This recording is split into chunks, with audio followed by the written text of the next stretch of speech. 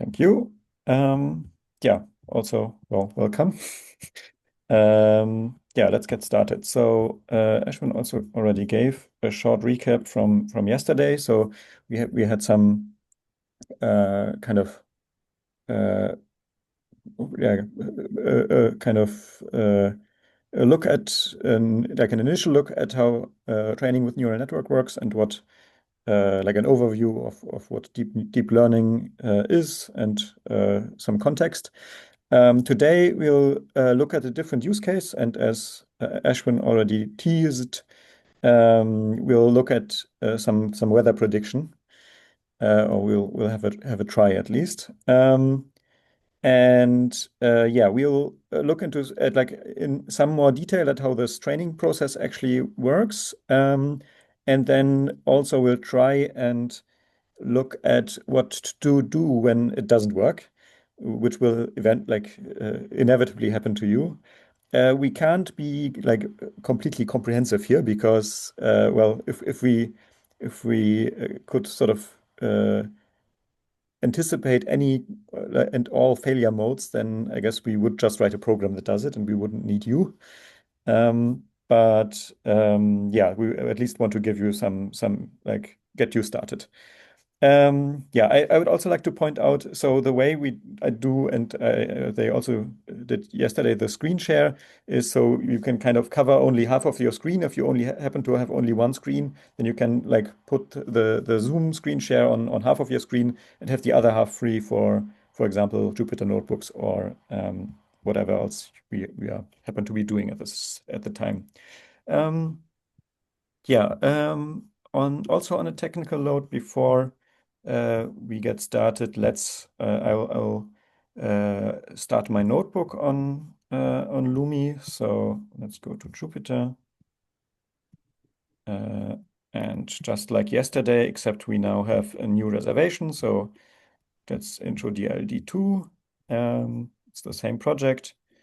I'll take 10 gigabytes, one single GPU. Let's go for 3 hours. And so I'm on Scratch, I believe. You got set up on PryApple, if I remember correctly, but yeah, wherever you are, just do the same as you did yesterday. And then yeah, we also one more thing. So yesterday we demoed both TensorFlow or Keras and PyTorch.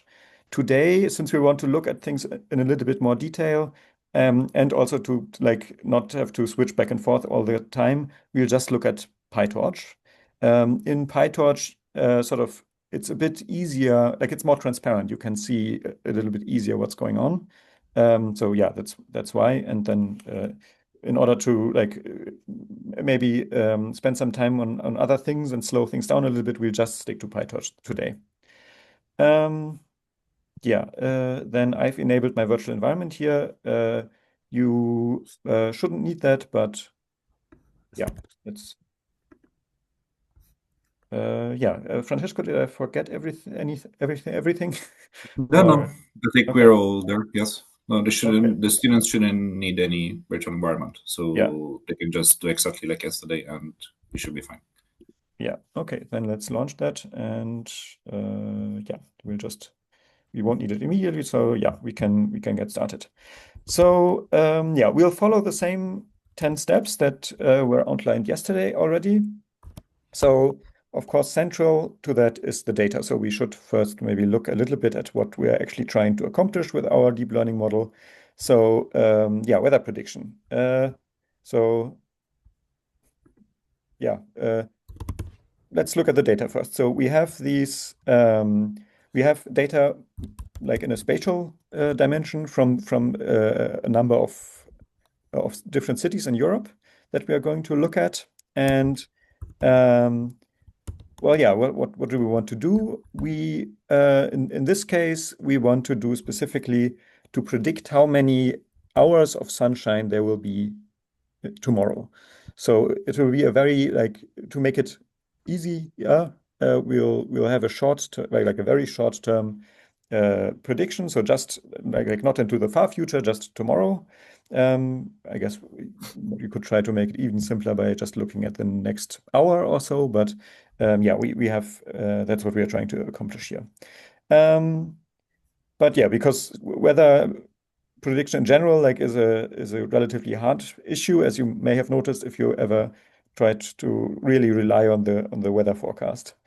Um, yeah, so let's look at what the inputs and outputs of your model would be. Let's well our data is it's just in a CSV file. We just have a table um, of um, uh, of the data, and the rows here would be just time steps, and the columns are then different um, different observables that were measured and put into the data set. So let's check whether our notebook is already here. It is. So yeah, let's just get started with all of the imports. The imports are what I've noticed take quite a bit this morning, but yeah, then we read our data and there it is. So yeah, so you can see there's lots of columns here this time as well. A little bit more than for the penguins. And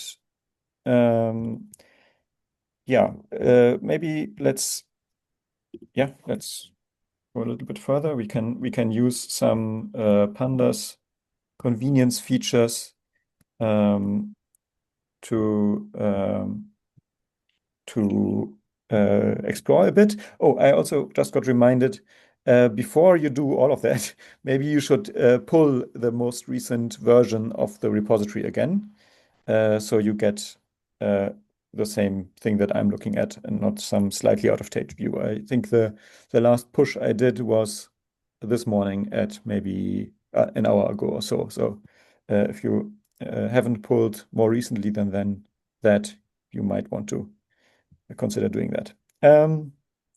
There shouldn't be massive changes, but still.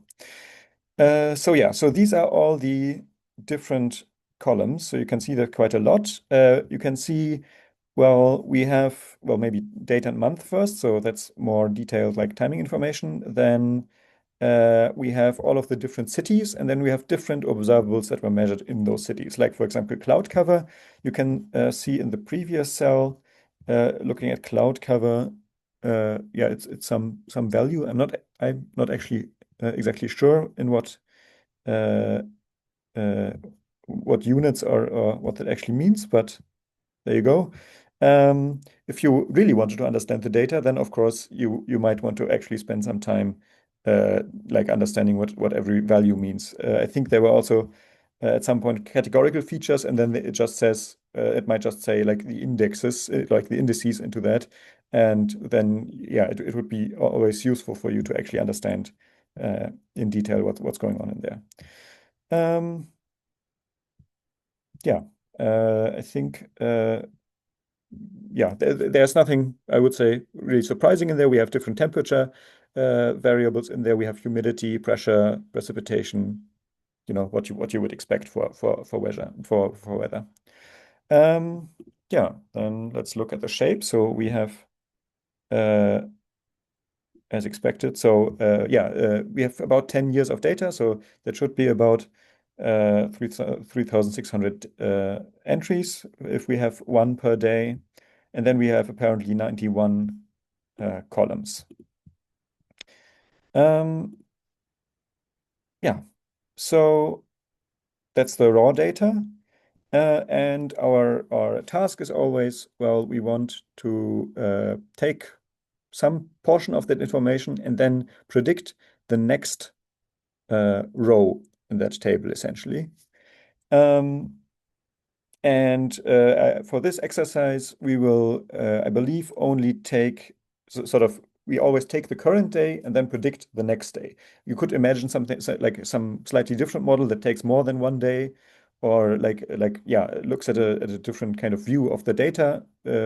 but for now we'll just stick to one day and predict the next day. So yeah, what do we now need to do in order to do the data in order to start learning on it? Yeah, it's just we have to kind of extract it and build our data set as we did last day. But what is comes on top today in particular is that we are sort of not taking all of the data that we have at our disposal, but we will hold back like a portion of it for reasons that will become very apparent later. But I think you're yeah,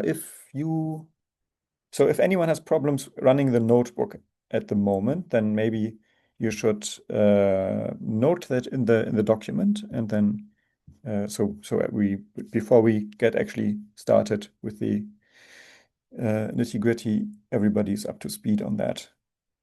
Yeah, maybe while we're here, let's maybe look at the notebook, whether there's anything going on in there already.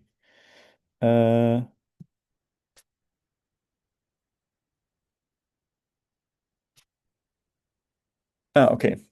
That is already addressed, I hope. But then, yeah, hopefully everybody else has the notebook ready. Yeah. Then, yeah. So yeah, we extract the data from this pandas data frame that we did that we looked at earlier, and we will just exclude the date and month here because, well, those are not really sort of the observables or the atmospheric features that we want to use for training. And then we'll also need a label or like a target that we want our model to be fit against. And for that, we will just always use the next row essentially. So we can so for like we selected a number of rows, and for our label we just always use the next row. Yeah.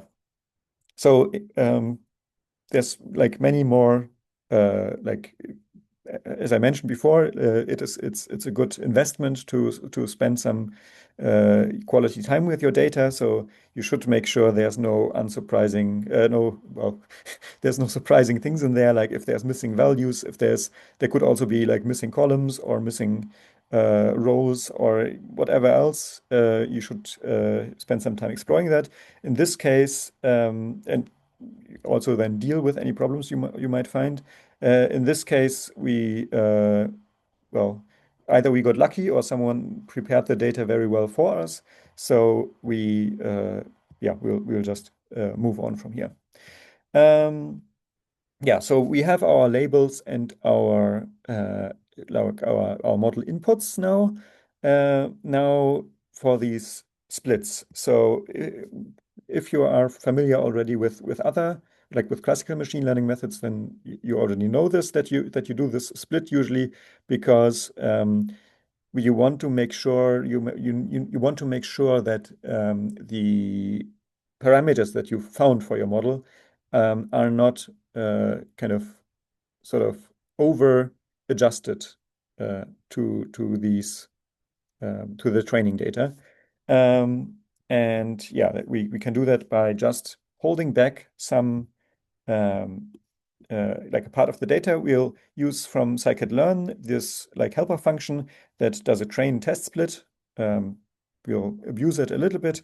But yeah, we just from this we can split both of our X and Y, so the inputs and the outputs or the target outputs of our label into two, and then what we held back for like originally, we can then split again into like a validation set and a test set. So in total, we'll then have three sets. So we have a test to train on, a test to validate against, and a test set to test on. Yeah. So there's a few things more that I wanted to say about this. So maybe first we'll fairly arbitrary here pick a percent, like 30%. Um, it's a bit difficult to tell you like what the correct number here would be. It depends a little like on a lot of factors on your data. And since I don't know what your data is going to be yet, I can't tell you what the exact split would be. Um, and yeah, usually yeah, if you have like lots of data, like terabytes and terabytes of data that you train your model for weeks on, then you oftentimes like this the split will usually be a lot smaller, so that you will have less validation data because oftentimes you still want your validation to go over reasonably quickly. And if you need a day to run through all of your validation data, then maybe that's not ideal. But still, you would want you need to select your validation data very carefully then, so it is still meaningful to what you're doing. Um, and that also leads me to the next point, in that here we use this function to do a random split. So, well, first of all, if you might want to have that reproducible, so you might want to select a seed so you can reproduce the same state, and you can tell others what you did. But also, it's in some situations a random split might actually be not what you want. In some situations, so I remember, for example, from biological use cases, you had like different validation sets from where that had different characteristics. If you imagine you have a set of molecules, and then you can test against different subsets of molecules that have different characteristics, and you know then which kind of molecules your model performs well in and which kinds of models it doesn't perform well on. And yeah, you could. There's lots of ways that are also dependent on your use case. Um, Maybe one more concrete example is that, or like for how to do this kind of split, is that you just do a split in time. So that's both for like language models, for weather models as well. You train on some kind of like for you train on the data up until to a certain year, and then the data that comes after, like, or in a different time period, usually a later time period, because that's kind of, you're usually more interested in the future, and it's important that your model performs on newer data than on historical data. Then yeah, you have a certain cutoff, and after that cutoff, you don't train anymore. I guess for things like LLMs, it's particularly relevant because you don't want to have too much AI-generated data in the data that you're training on, maybe. Or if you want to have that, then that's a deliberate choice that you want to make. Um, yeah. Francesco, is there something? Yes, maybe I know that you're going to talk about it later, but maybe just since we're introducing them now and we didn't do it yesterday, what is why are we splitting the test set into two? So what is the difference between validation and test? I know that Ah, you're yeah, going to talk about it later, but maybe it's good to clarify why we're doing it beforehand. sure. So, well, I already talked about there's lots of choices you have to make. And so we used our training set to train our parameters of the model. And then we try to validate with our validation data set whether whether the choices that we made for the parameters of our model make any sense. And then, but we at some point might also want to validate those choices that we make. So you could, in some sense, think of it as we use our training data set to train, like to find the parameters for our model, and then we use the validation data set to find the like to optimize all of the other choices that we make. So, for example, well, the first choice would be, do we use deep learning at all, or do we use a different method like random forests or yeah, any number of other classical machine learning models?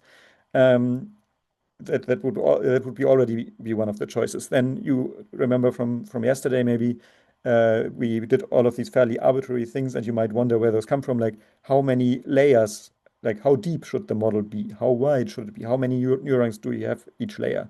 And those are all things that you can use your validation data set to optimize. So you train a model, you see how it performs on the validation data set, and well, yeah, you can train a different model and also compare on that validation data set how they perform. And then you can, in the end, pick the one that performs best on that validation data set. But again, you don't want to kind of over rely on that. So that's what, in the end, then the test data set is for. So that is what you use to report the final performance of your model. So in the end, when you, of course, write lots and lots of papers, what then really matters is in the end the performance on the test data set. Yeah, does that cover it? Yes, thank you very much. Okay. Then let's have another look at the notes document while we're here. Okay. I guess yeah, someone already had the question about how to do these splits. Yeah, that's a valid question. Uh, ah, okay. So maybe let's look at that. So I can maybe briefly introduce another view. So uh, um, so right now. Uh, yeah, let's just go quickly through this. So you could you remind me, Francesco, is it in Scratch or in ProYAPL? Where we did everything yesterday was in the ProYAPL. Okay, then let's go there. And then the project number is this 465 002387. And then you have your user directory there. I'll just make my own now. Or let's make it even more. And then you would clone the repository, which is slash, what is it? Rise? You knew it by heart yesterday, which was very impressive, and I don't. So it's GitHub Mimer AI, Mimer-AI, Okay, and then and then deep learning intro. deep, was it dashes? With dashes, yes. Intro. Uh, let's try that. Yeah. It worked indeed. And then, well, you've done that already yesterday. So in here, you could just do a git pull. And well, for me, it's already up to date because I just cloned it freshly. But yeah, that should be it. Yeah, I think, well, someone is trying to change directory in the notes document. So let's, yeah, good. Yeah, do we switch here to your screen or should I keep sharing? Sorry. Yes. Or do we want to? Well, maybe it's too early to take a break. But yeah, yes. Then we can switch to my screen. Yes. Okay. Okay. Hopefully you see the right thing now. Should be the It looks good to me. perfect. Okay, so I will switch back and forth between the notebook and the lesson material. So now I will just go back or sync with what Oscar showed. So what I'm doing here is just, yeah, what we just said. So pre-select the first 3 years, drop data month, and make it so that for each row, we predict the sunshine hour in Basel for the next day. And Yeah, then I forgot. I think I forgot to mention that we are like particularly interested in Basel for today. yes. Yeah. Oh, yes. Sorry. So yes, the final objective is to have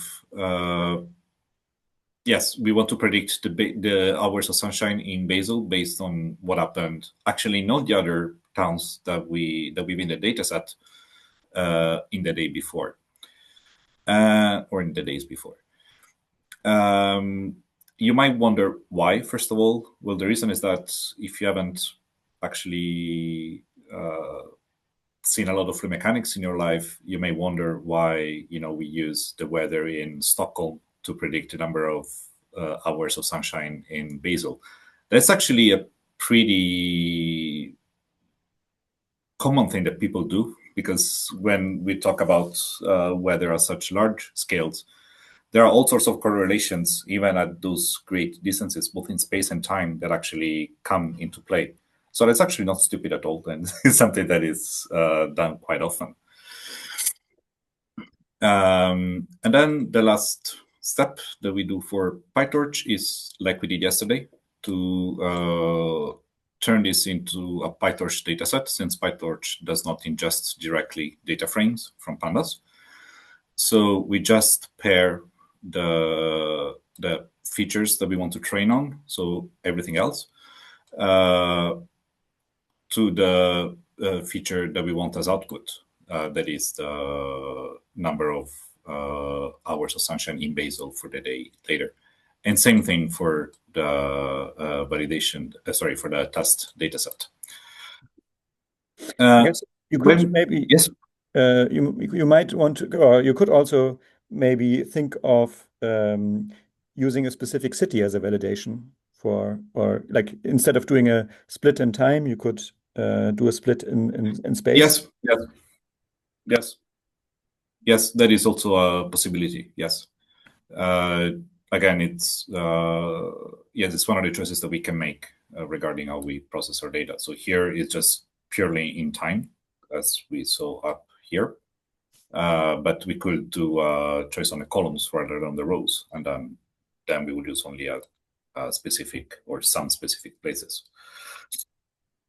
Then once we build this data set, we build something called data loaders, and that is basically how PyTorch gets the data in when we want to train or evaluate a neural network. And we prescribe something here called a batch size. This is something that, if you remember our Keras episode yesterday, we didn't actually have to set, but Keras does in the background for us. And 32 is usually a good number to start from. But in 5 to 10 minutes, I will tell you exactly what this means and why it matters. So for now, we just take it, as with a bit of faith, and we talk about the architecture of the neural network. Sorry, runtime. This is what we're doing today is something we call a regression task, and it's quite different from what we did yesterday. Why is that? It's because yesterday we were trying to just fit what we had, so the types of penguins, into 3 categories. That could have been Gentoo, Adelie, or Chinstrap. So we have 3 possible outcomes, and we were trying to fit, each sample of a penguin into one of these outcomes. This is something. What we're doing today is that it's quite different, because we're not trying to predict a category, but we're trying to predict actually a number, that is the number of hours of sunshine. So it is a continuous variable, not a discrete one. And this is often called, or it is called, regression task. So it's we will need to make obviously some changes to the architecture of the neural network, because at the output we can't just have a probability. We want to have a definite answer, and we can think about this now. So as I said, this is a typical floating point number, and before we actually delve into the code, this is something that we can think about. So what is the dimension of the input layer now, based on the data set that we have?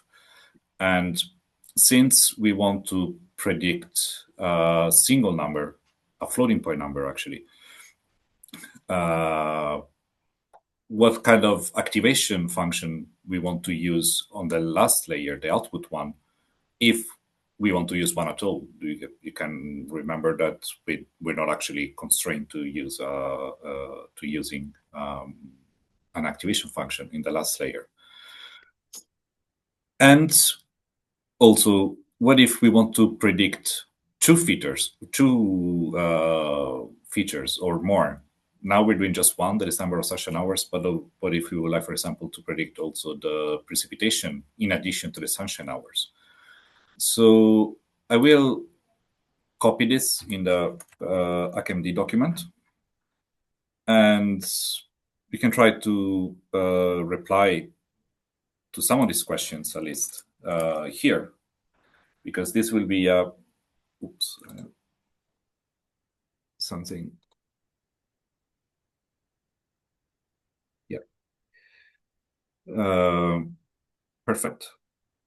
So this is some food for thought, something that we can think about already now, because it's not straightforward actually to understand what we need to do to our neural network to make it predict a number rather than just a category. So we can take a few minutes, like until 9:40, for example, and you can try to reply directly in the HackMD there. And then we take it from there.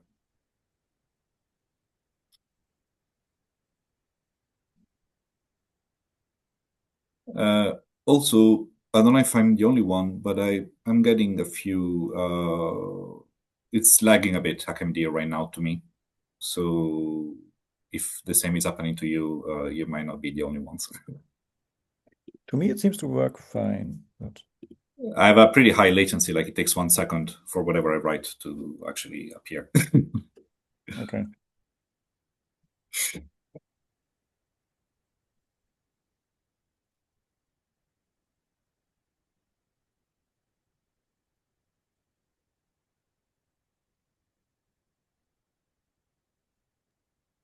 One thing usually helps with the HackMD latency is if people are not typing, they can switch to the view mode. That sometimes helps the latency. Okay. Yeah. So.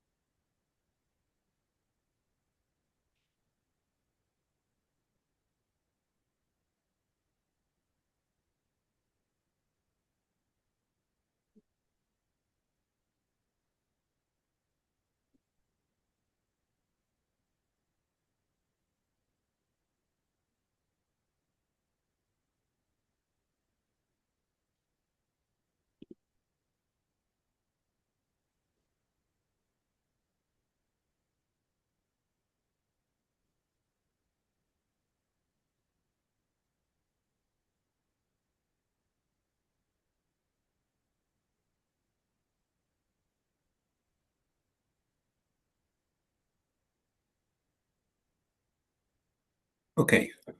Oh, I see that some of you are still replying, and I think it's interesting. So I will just wait a few seconds more for the last replies to come in.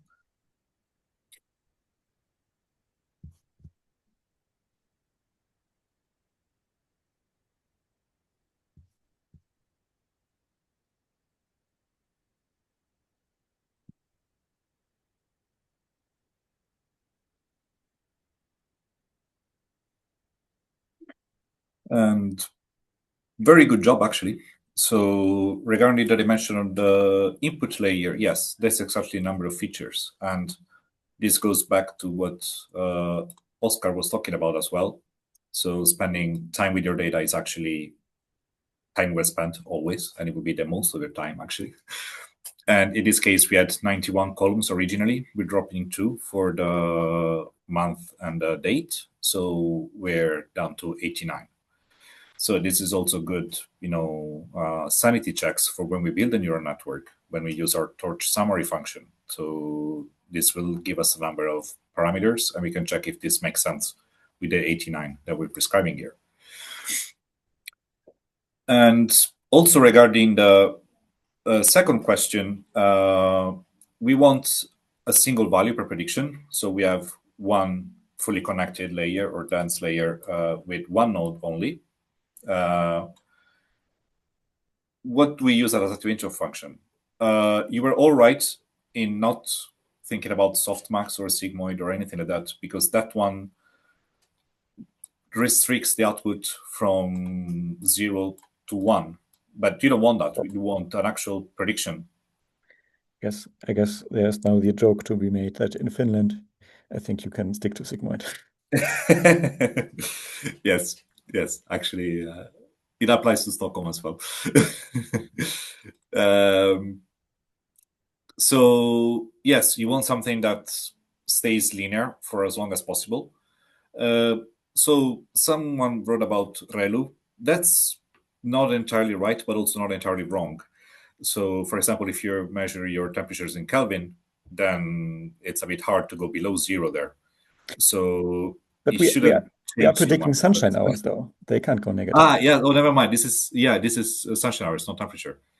But even there, like negative sunshine hours is a bit unlikely. So in principle, this might work, but also will hide if you're doing some mistake and your neural network ends up predicting something that is negative, then you have some problems somewhere else.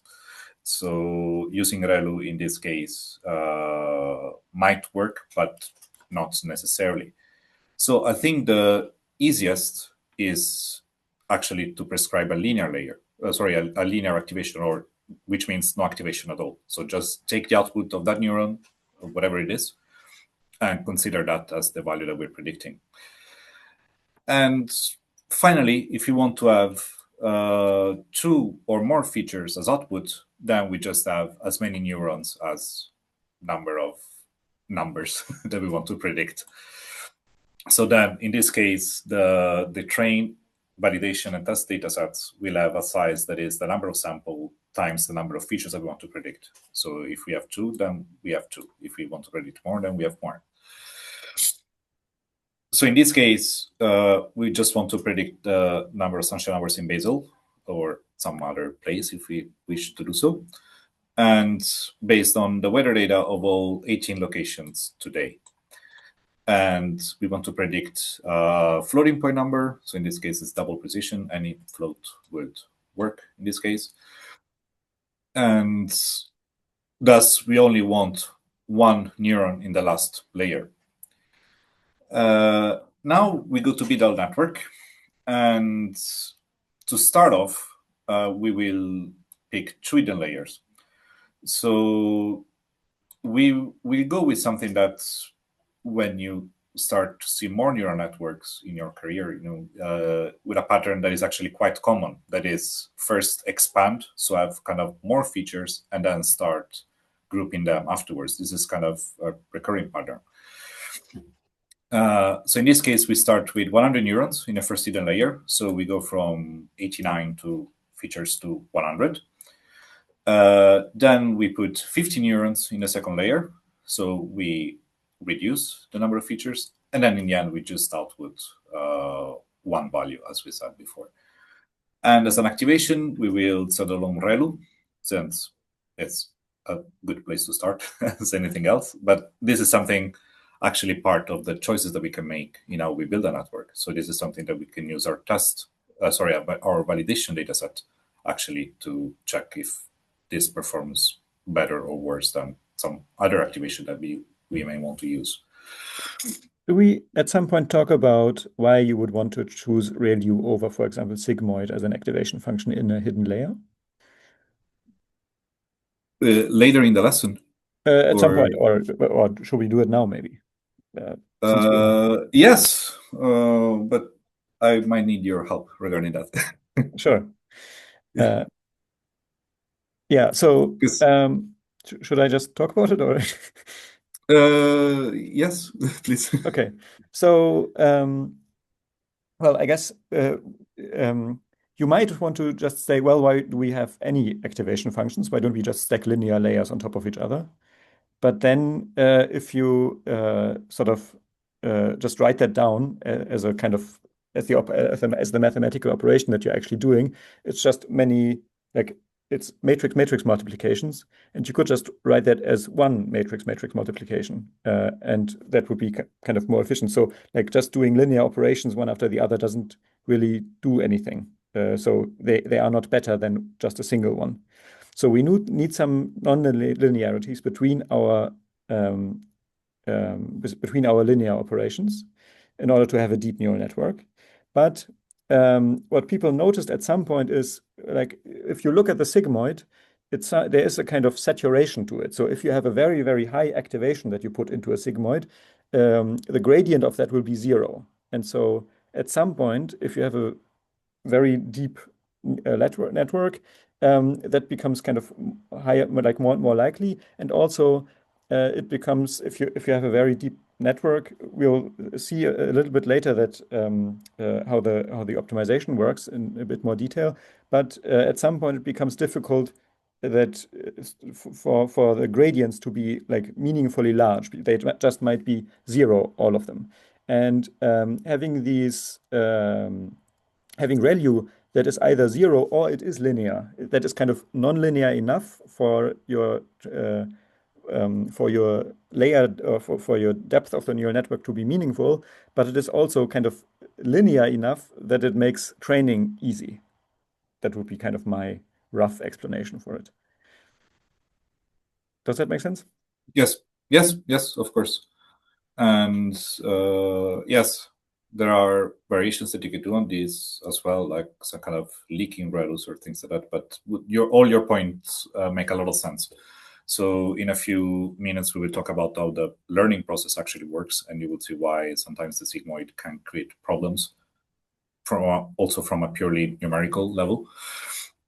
But yes, the reason why we want activation functions is, we also mentioned yesterday, is to have non-linearity. But at the same time, we don't want to also tear apart our data too much or like saturate it somehow. So now the way, so yes, we settled on architecture with 2 hidden layers, and the first one with 100 neurons and the second one with 50. In PyTorch, we don't need to do anything fancy. So this is actually very, very similar to what we did yesterday. We create a new class that inherits from PyTorch module. And in the constructor, we prescribe, we can choose in the constructor, or it's written so that with the constructor, we can choose the size of each hidden layer. So we're prescribing a number that is 2, but then the number of neurons is actually something that we can decide at runtime. So by default, we're saying that the first hidden layer has 100 neurons and the second one has 50. So we go from the input shape, that is 89, as we said before, up to 100, and then from 100 to 50, and then from 50 to the output, which is, in this case, just the one feature that we want to predict. And then how the neural network actually predicts, so the forward pass, that is called, that is from input to output, is just going to the hidden layer, so multiplying the input by weights and adding the biases. Then ReLU activation. Then after that, we get again multiplied by the weights and added the biases of the second hidden layer, then ReLU, and then the output. And you can see that here we return directly the output layer without any activation, as we said.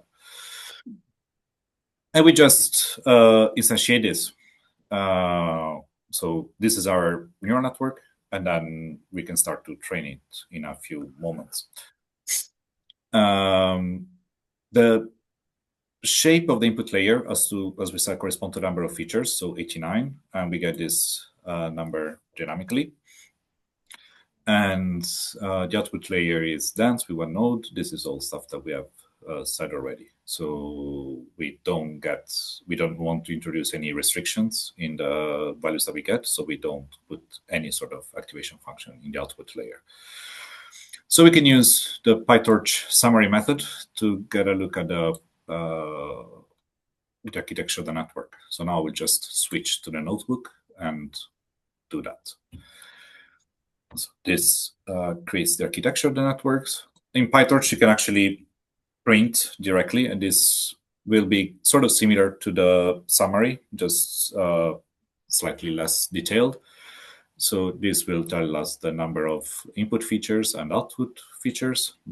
So we said 89 to 100, 100 to 50, and 50 to 1. But in particular here, you can see, well, it only tells you about the linear layers here. It doesn't tell you anything about the activations. Yes, actually, yes, that's a big thing that is missing. Yes, so to know that, we have to actually look at the summary from Torch Info. Yes, this only talks about layers. But yeah, I guess you could add that by adding the layers, like adding activation layers explicitly. We don't do that here. Okay. Yes, that's 100% true. Yes, I haven't thought about it, but you could have that. Yes. So when we print the PyTorch summary, we have to. This is just a quirk, so to say, of PyTorch. We have to give it a batch size. We will explain this in a few seconds. But the output is what we looked at yesterday. So PyTorch gives us the output shape. 32 is the batch size. What really matters here is the number of features, as we said before. Quick sanity checks, for example, on the number of parameters. For the first layer, we have 9,000. That would basically mean 89 features times 100 neurons that we're connecting to. So that's 8,900 plus 100 biases for each neuron. So we get to 9,000 in total. Same thing for layer number 2. We have 50 neurons times 100. That is what we have as input, plus one bias for each one of those, so 5,050. And then 51 in the end. And that's, again, 50 inputs times one weight, because we have one neuron in the end, plus one bias. So 51. So yeah, now we have a bit more than 14,000 parameters to train. They're all trainable here. And PyTorch tries also to be clever and tries to tell us a bit about the costs that it estimates for the neural network to run and how much it will weigh in memory. This is not really important right now, but it's good, again, if you spend some time getting familiar with the data, then it also gives you a sense of where these numbers come from. So now we instantiated the architecture of the network. We summarized it. We should get down to training. But yes, I would suggest before we go into this talking about training, maybe this is a good time for a 10-minute break. Yeah. Yes, sounds good. So we can have a break until maybe 5 after 10. Then we will have a nice big part where we actually talk about how the training looks, why we train the way that we do, and how it works. And then we can take another break when we actually start training it. So even for the people that are not running on Lumi, for whom training might take longer, we can have some minutes of a break while that can run. And it's also a good chance for you to look a bit at the code, even though we saw it yesterday, but can reflect a bit on the example. So I guess we can meet again in 10 minutes. Yes. So, yeah, sorry, Oscar, you want to say something? Yeah, I wanted to say two things. First, there was a person who asked for a breakout room. I opened a breakout room, but they still have to join it themselves, I guess. And the second thing I wanted to say, that I think there was a question in the document that we were supposed to address about the choice of activation function in the final layer, I believe. Okay. Let me quickly find it again. No, I lost it. Yes. In regression task, why is it generally preferred to have no activation in the output layer? Under what circumstances could ReLU or sigmoid still be appropriate? Well, I would say it depends on the kind of the range of values that you want to regress. If you know that that you have a kind of an interval which you want to predict, then something like a sigmoid, or also what is sometimes used is a tangents hyperbolicus. Then you can use that. If you know you have a half open interval, then you can use something like ReLU. And if you if you don't have a certain interval, then you would use no activation function, I would say. Would you agree with that? Yes. Yes. Yeah, that's why also in the example before, ReLU maybe could have been an option as well, since we don't expect any less than 0 hours of sunshine in a day. So hopefully, if the network is doing its job properly, then you shouldn't get a prediction that would be below 0 anyway. So yes, to do that, you have to make sure that about the range of the feature that you're trying to predict. My hunch has always been that if you don't know, or if you have a pure regression task, to keep it linear in the end, or that's what I've seen most of the times. But I would say yes, when you have cases like this, where you're more than 100% sure about the feature you're trying to predict, then you can also try something else, yes.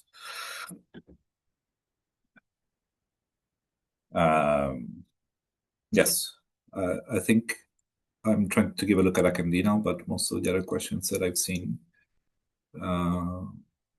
were answered. Yes, so I think we can move on.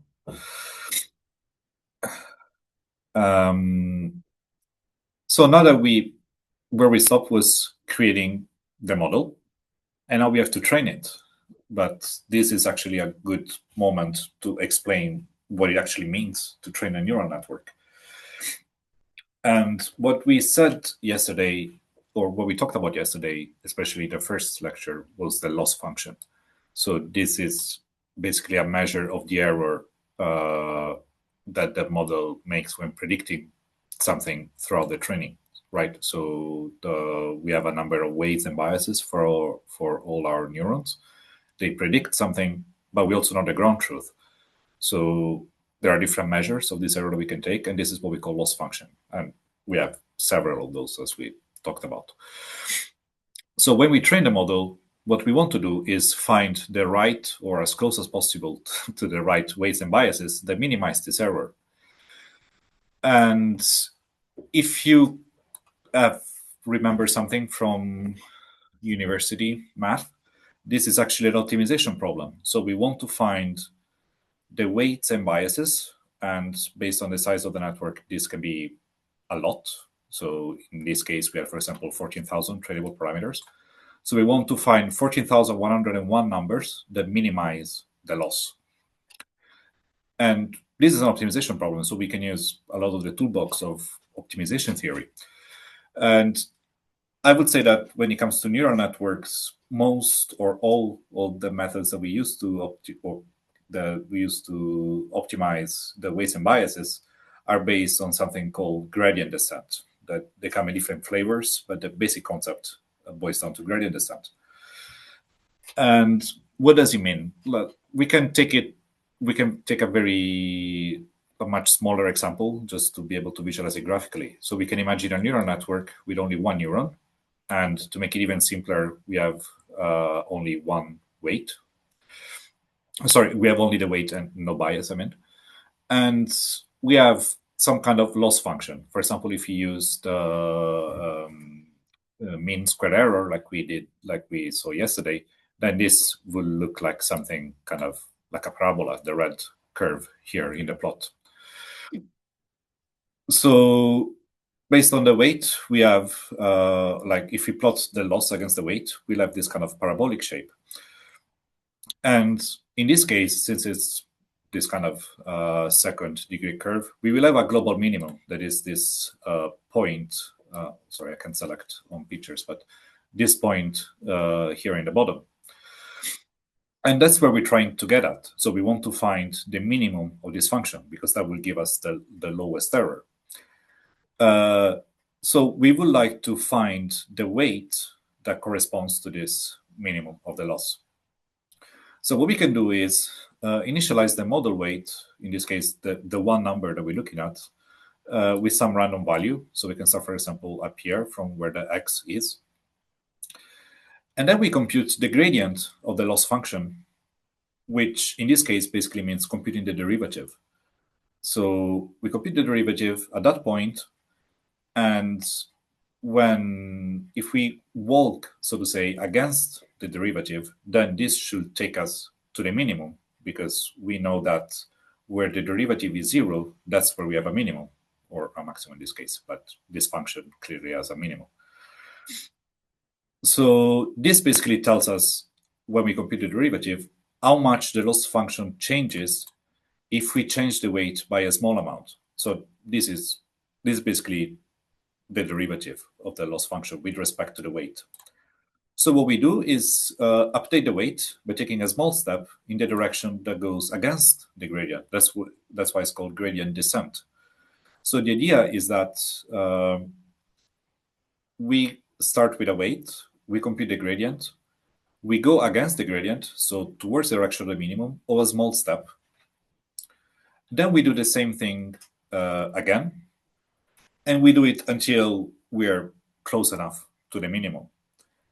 And the size of the step that is taken in each iteration, so the small amount that we move against the gradient, is called the learning rate. So this is something that's a term that probably will come quite often. So this is all nice. Please stop me if something is unclear or right on HackMD. I think this is really the heart of what it means to train a neural network. So when we talk about training loop, this is what we're talking about. We're taking learning steps, working these small steps, computing the gradient, and trying to move towards the minimum, and do this until we're satisfied. And in this case, it looks pretty nice because we have one global loss, or one minimum somewhere. And this function is quite well behaved. So this is all good. Of course, when we have 14,000 parameters, like we have in this case, and this is even a relatively small neural network, when we have 14,000, this will not be just a nice parabola like we have here, but it will be a function that goes from 14,000 to 1. So this is a pretty complicated optimization problem. Moreover, this function is quite well behaved, but a lot of times we can have local minimum, not just global. And if we're unlucky, or if we don't do some tuning properly, we might end up in one of the minimums that are local. So not exactly what we're after, but something a bit different.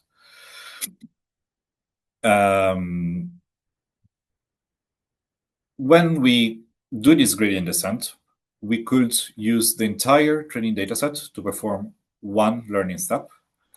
So basically it means that we take one step in one epoch. So we go through the whole dataset once, and we compute the gradient based on the whole dataset, and we try to learn in one shot, so to say.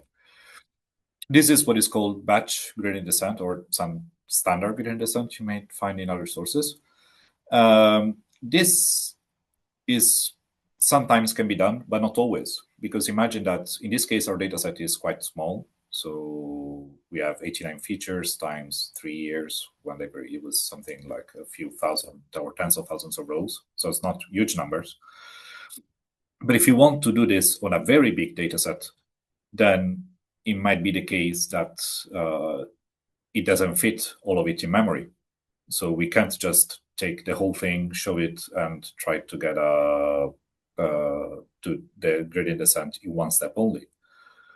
So a lot of times or let's put it like this. The direct opposite of this will be to do something called stochastic gradient descent, where instead of taking the whole data set, we take one sample at a time. So let's say that we are here at the initial weight where we started from.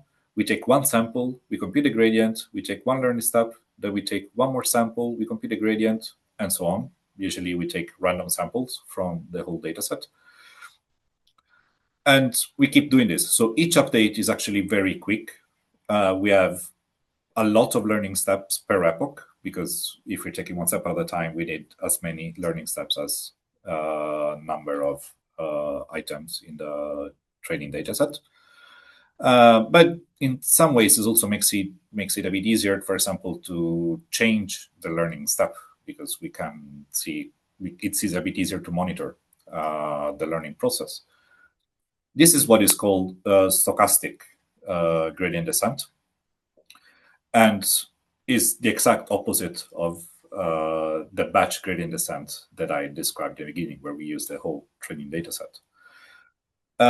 What is done actually in practice is something in between. So we take only a subset of the training data to compute the loss, and we do this several times per epoch. So we divide our the whole data set into a number of batches or mini batches. This is a name that you will also find on the internet quite often.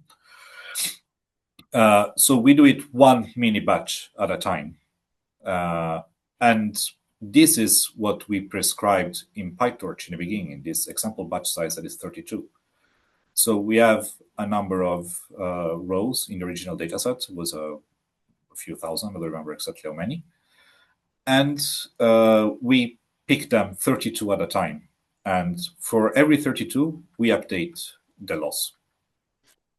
We also, I think sorry. that also Yep. already came up yesterday, that also goes into the data loader. That is like it needs Yes, that exactly. as a So if we look at the data loader, we have it here in the notebook. Then we have the train and test data loader, and this is why we use data loaders to begin with. It's a way for us to feed the data one batch at a time. And 32 is something that is used quite often, or as a starting point at least. This is actually tunable as well. So this is something that when we want to improve the neural network, if we're not satisfied with either the performance or how long it takes to train, this is one of the things that can be changed, the batch size. Sometimes because of the network itself, sometimes because of the hardware, because it depends what we can fit in the memory of the GPU if we're using a GPU to train. So this is something that we have control over up to some degree, and something that we can tune. So it's a hyperparameter that we actually have power over. So let me go back down here. So just to make it, once again, like to make it extra clear, because I think it's a very important topic for today. This is how the neural network learns. So we have, it's an optimization problem, and we are trying to find a minimum of the loss function. So we worked against the gradient, so towards where the gradient becomes more and more close to zero, so that we find the minimum of the loss function. And for a case like this, one-dimensional, this is all nice and good. For a neural network like this, where we have 14,000 of these weights and biases, of course, this becomes a lot more involved. So there are a lot of techniques that you can use. For example, yesterday we talked about Adam. There are plenty of those, but most of them are fancier versions of this gradient descent, either standard or stochastic. Most often you batch the data in mini batches. So I hope that this made it very clear. So when we instantiate the loss function at optimizer, we're telling it, okay, the loss function, we want this measure of the error. That can be the mean squared error or the mean absolute error or whatever else comes to our mind. And how we want to optimize it. And that can be, again, gradient descent, stochastic gradient descent, Adam. All of them are based on this basic principle, so to say. They have different ways of changing their learning rate so that, for example, when the function is well behaved, we can take larger steps. And instead, when we see that, some rough part, so to say, we take smaller steps so that we don't overshoot. But the basic idea is it's always going against the gradient until we find some point where we're satisfied or we think that is close enough to a minimum. So before we move on, we can just take a moment to reflect about this, and just for us to check that we're all on the same page, we can answer some of these questions together. So what is I will paste this in the HackMD document. But we're asking ourselves, what is the goal of the optimization? So if you want to maximize or minimize the loss function, I just pasted it now, so I hope you can see that.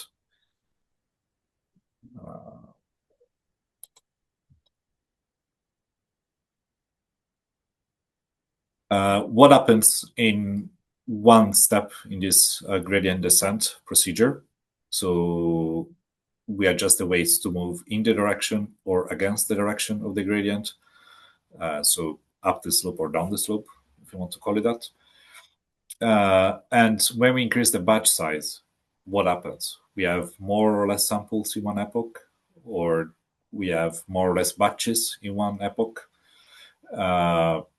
Yes, take a few minutes, maybe until like a couple of minutes until 10:25, and can give us your answers to these questions. And then we see how to do this actually in code, like we did yesterday. But it's very good that we'll get a good understanding of this, because this is really what it means to train a neural network. And Oscar, you also, if you have something to add, or if I miss something, please feel free to tell me. Maybe one thing that came to mind is, I guess, if people might be familiar with other kinds of optimization algorithms, and maybe it would be worth thinking about why we are using gradient descent here, rather than like any other optimization algorithm or any other search algorithm.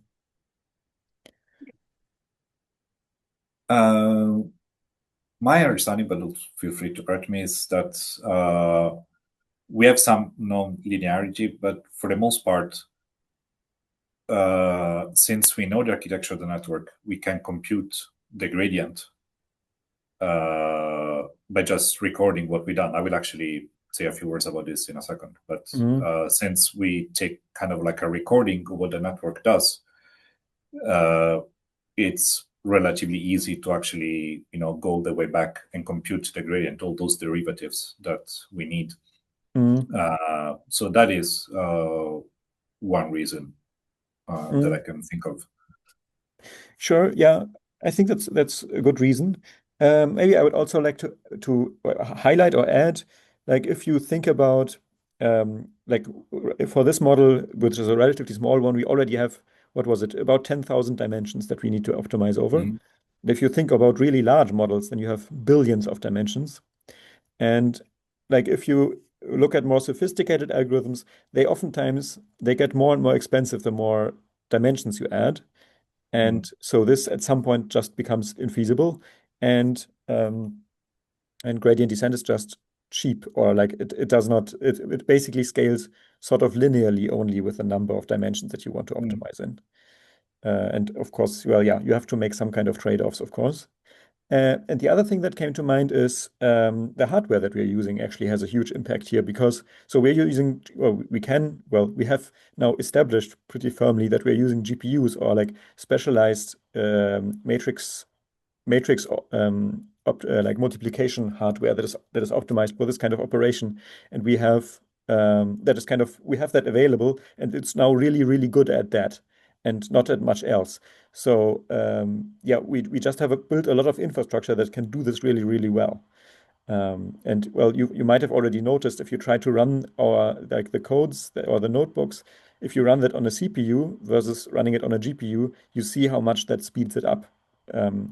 And this is just because the hardware that we have available is really good at performing this algorithm. Like it's a good pairing. Yes. Yeah, it's a very good point. Yes.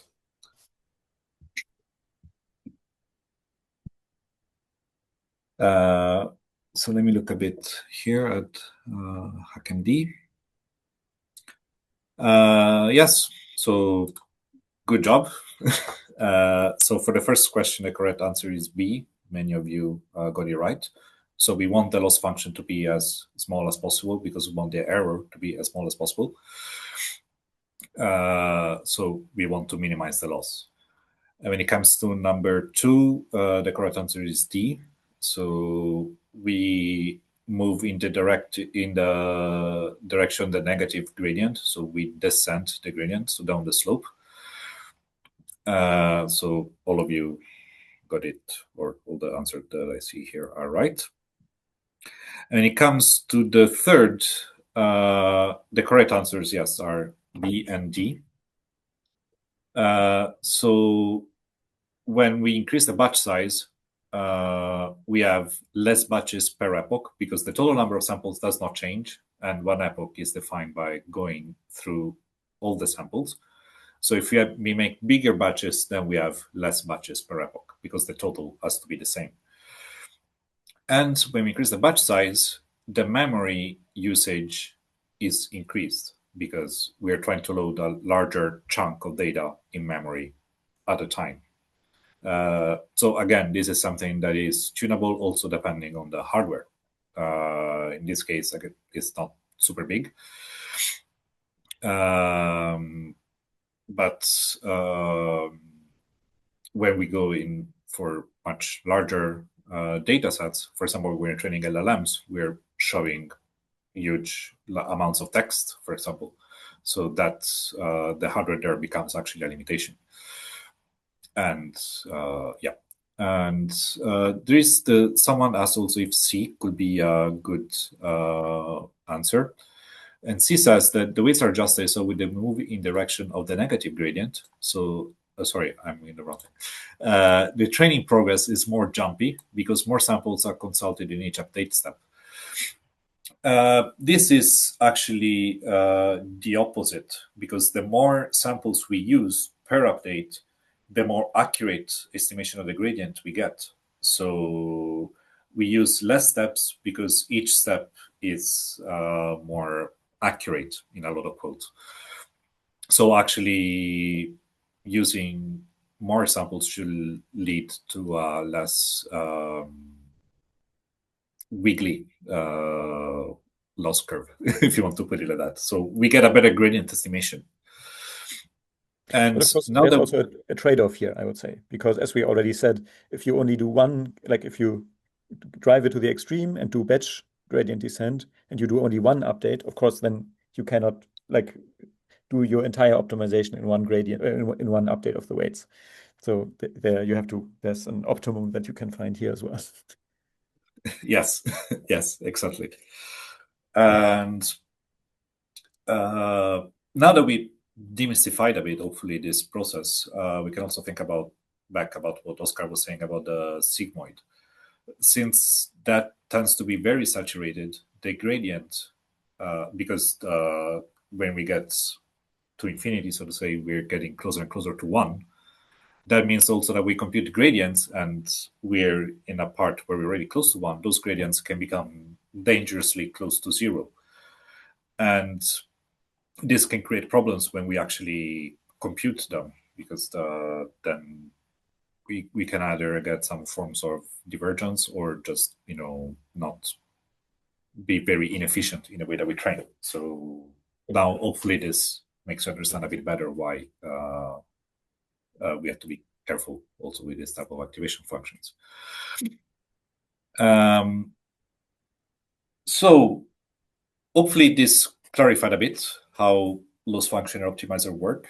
So the way that we do this in code is choose a loss function. A lot of times we use the mean squared error or the mean absolute error.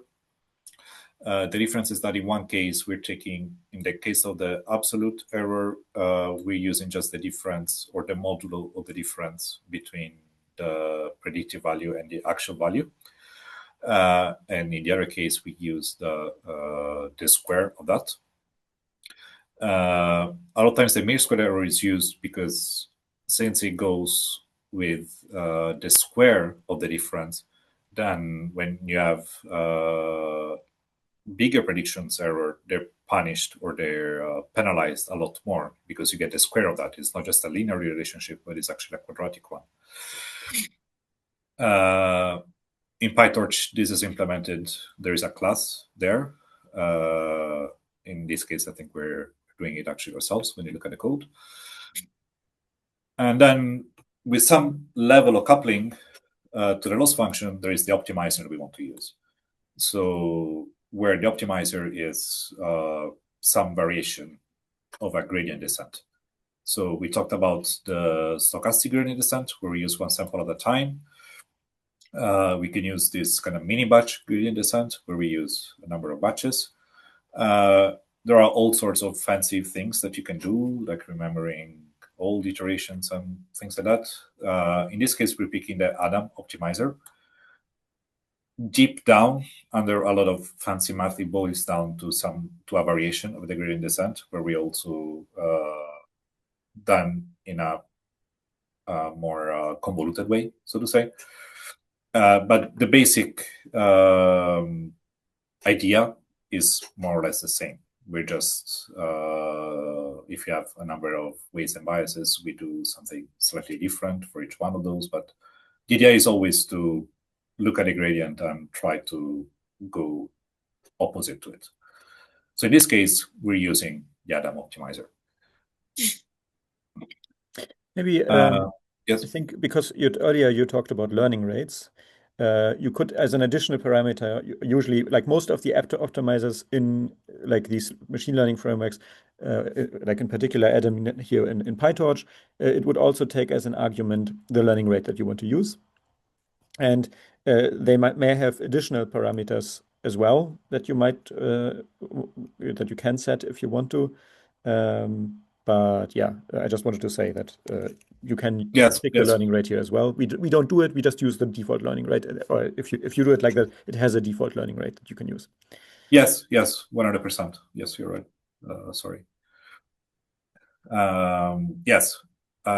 It's actually also a point that some of these more advanced methods, they also have more tunables in principle. We use a lot of times the default ones, but the more things we built on top of the gradient descent, the more hyperparameters in principle that we have to tune as well, if we want at least.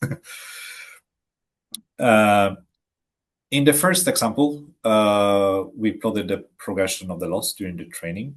So this is a very good first indicator because loss down means we're doing a good job. Of course, the loss function, when we have more convoluted models, it also becomes less intuitive. Like we know that it's somewhat related to the error, but it can become a pretty big, ugly function. So a lot of times we will want to have something more intuitive that are not used as to guide the optimization, but we just save them so that it makes it a bit easier for us to get a very basic number that tells us if we're doing more or less well or not.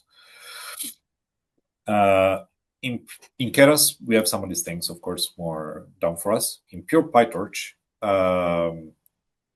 any of the additional metrics that we want to compute, we have to put them ourselves. There are some packages, like for example, Torch Metrics, who have a bit of those.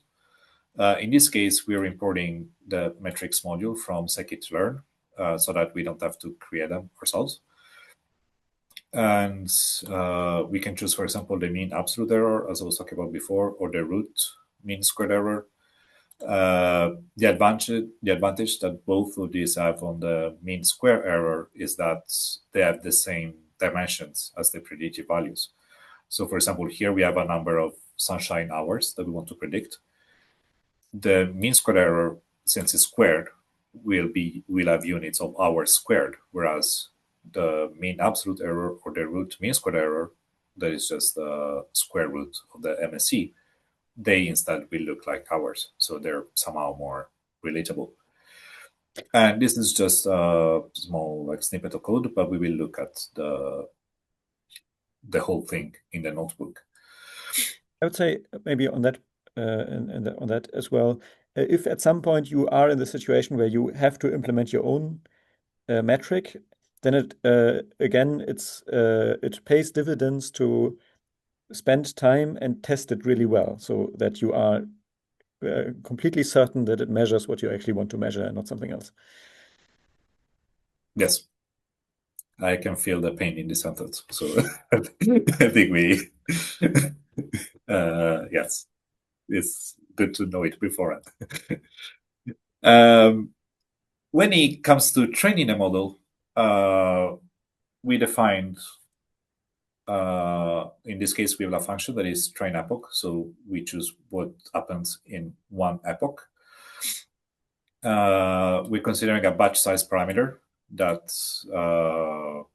decides how big of a chunk of the training data goes into each learning step. So before the model weights are updated. And of course, the larger the batches, the better gradient estimates we get, but also less frequent update of the weight. So a lot of times people start from 32. So that's what we're doing now. And in pure PyTorch, we read a short training loop to compute the prediction, and then use that to compute the loss value. So the one step, so to say, or one epoch of let's call it one epoch of training, will look something similar. We put the model in training mode. The loss and the root mean squared error for this epoch, we reset them to 0. This is just to have a progress bar of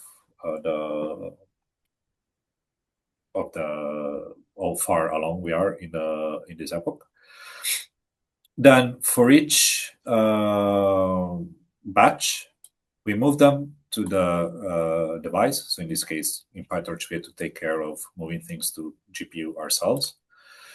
Then we do something that is kind of PyTorch specific, that is zeroing the gradient. So PyTorch keeps track, so to say, of the gradient when we run the optimizer. And some machinery so that we can simulate larger batches, even though we load smaller quantities in memory. So to make this a bit clearer, imagine that we want to have a batch size of 32, but we cannot fit that in memory. What we can do is load mini batches of 16 all the time. And then PyTorch will just save the gradient for each mini batch of 16.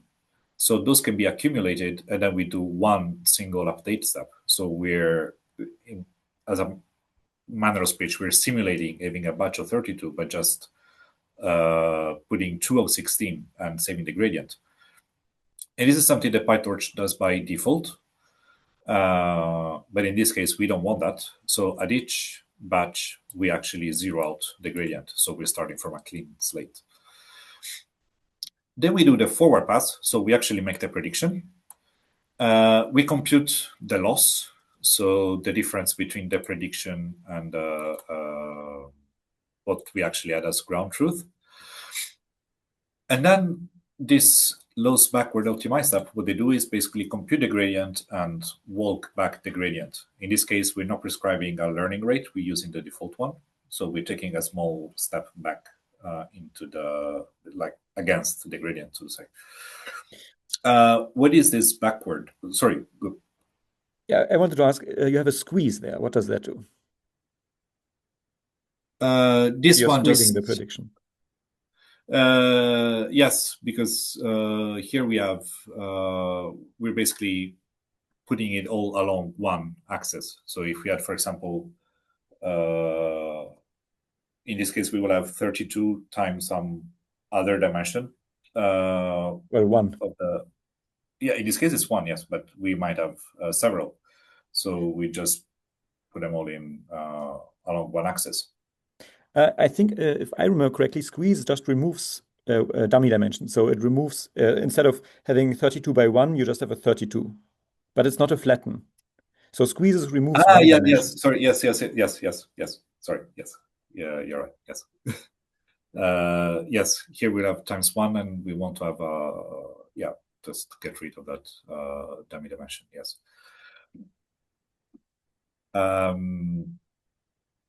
So yes, after when we compute the loss, we do an optimizing step. And what happens here is that something that we kind of glossed over, but and we didn't explain super well, is how is the gradient actually computed. And the way that this is done in PyTorch is that PyTorch keeps kind of a ledger of all the operations that the neural network does. So when we do the forward pass up here, PyTorch keeps a record of, okay, we have a linear layer, so we do this multiply the input by the weight and then add the bias, and then apply a ReLU to that, and so on. So by doing that, we can more easily compute the derivatives because we just do it the other way around. So we use the chain rule to compute this gradient. And this becomes much easier when we have a record of all the operations that we applied. So this backward basically computes the gradient by just reversing all the operations that we've done and taking the derivatives in that way. This is called backpropagation. You may have heard about this in the form of automatic differentiation or reverse automatic differentiation. Yes. Can you see back where I was? Yeah, I can. Yeah, I can see it. Yeah. So as I was saying, one epoch in PyTorch as these fundamental steps. We put the model in training mode. Actually, we can do this also outside beforehand. Then we load the batches into memory. We zero the gradients. We do a forward pass, compute the loss, and then do a backward pass, so compute the gradient, and take one step of learning, so optimizing using the optimizer to take a step against the gradient. Then the other things that we have here are mainly for logging or to save stuff to look at later. So we're saving the loss in a dictionary or as a part of a dictionary. We're saving the root mean squared error just because it makes it a bit easier for us to look at, and doing some printing.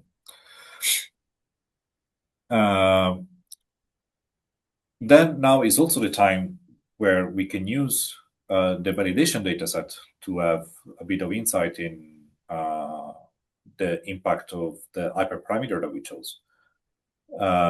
So we can take that, for example, after a certain number of training iterations, we do one evaluation. So we can evaluate live how the neural network is doing on a data set that he hasn't seen before because it's not part of the training. For example, in this case, we do it after every completed epoch. So we do we put the model in evaluation mode.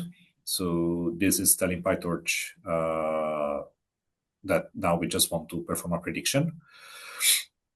And we move both the prediction and ground truth to the device, or in this case, they're empty. So we will fill them up, but we just need to tell PyTorch that they will be on the GPU.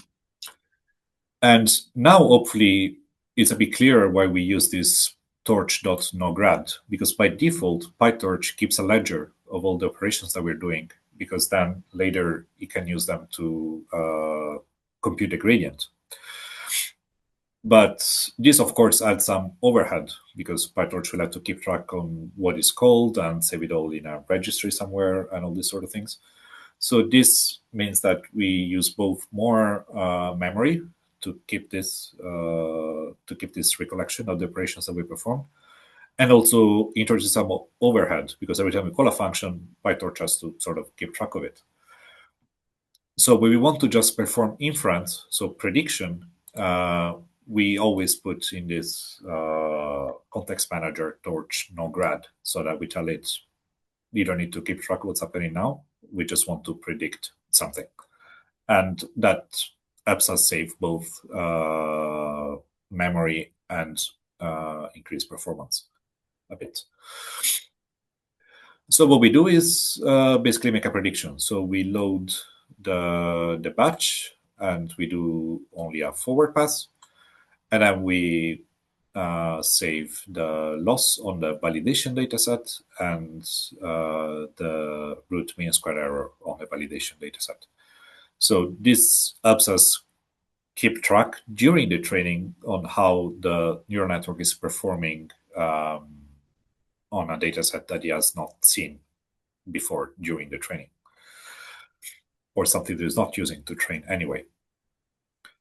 And in this case, I think we're not accumulating anything, so we just save the loss and the RMSE, and we return it. And the famous training loop that we talk about usually is basically just moving the model to the device, prescribing a number of epochs, and for each epoch, we call the function we define above. So training, and with a certain model, data loader, loss function, and optimizer. And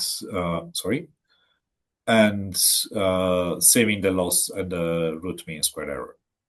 So this is how a training loop looks like.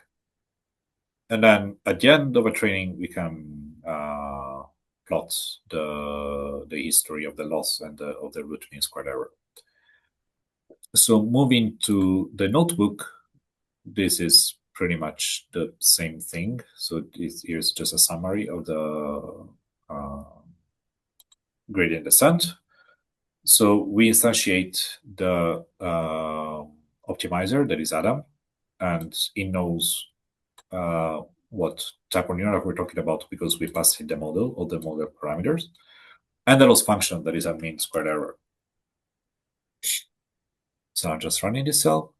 Then we define how actually the training looks like. So this is what we saw before, putting it in training mode and doing forward pass, loss, and backward pass, and what the evaluation looks like for after each epoch. So we just save this, run this function.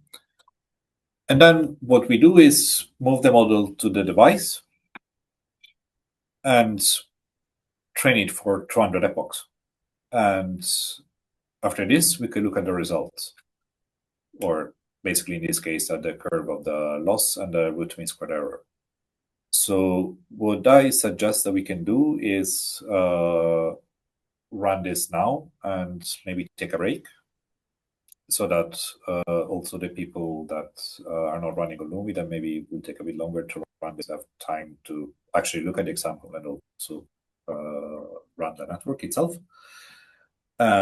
Before that, if there are any questions, or Oscar especially, if there is something that we should add, please speak. I don't have anything, but maybe we could take a brief look at the collaborative document before we. Yeah. So now I'm too far down, I think. Okay, so someone replied to this already. What is the data loader? So just to clarify once more, we have a whole, maybe I can take this back up. We have the whole data set for the train and the test and validation as well.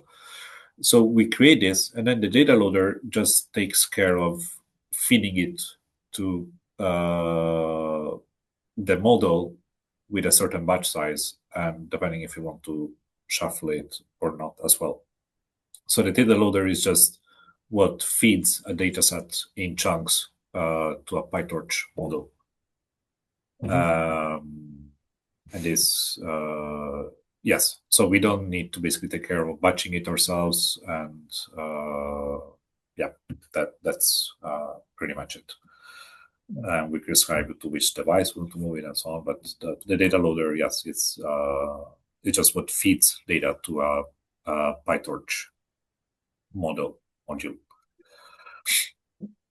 I wanted to say, sorry, if I didn't want to interrupt. Go. No, I was done. Okay, there was one question I found interesting about PyTorch versus Keras, why we chose, or yeah, what we would recommend. So I think I mentioned at the beginning, we chose PyTorch for this tutorial now because it's a bit more transparent. It's easier to explain to you what is going on. And we thought it was important that you understand what is going on. So that's one reason we chose PyTorch here.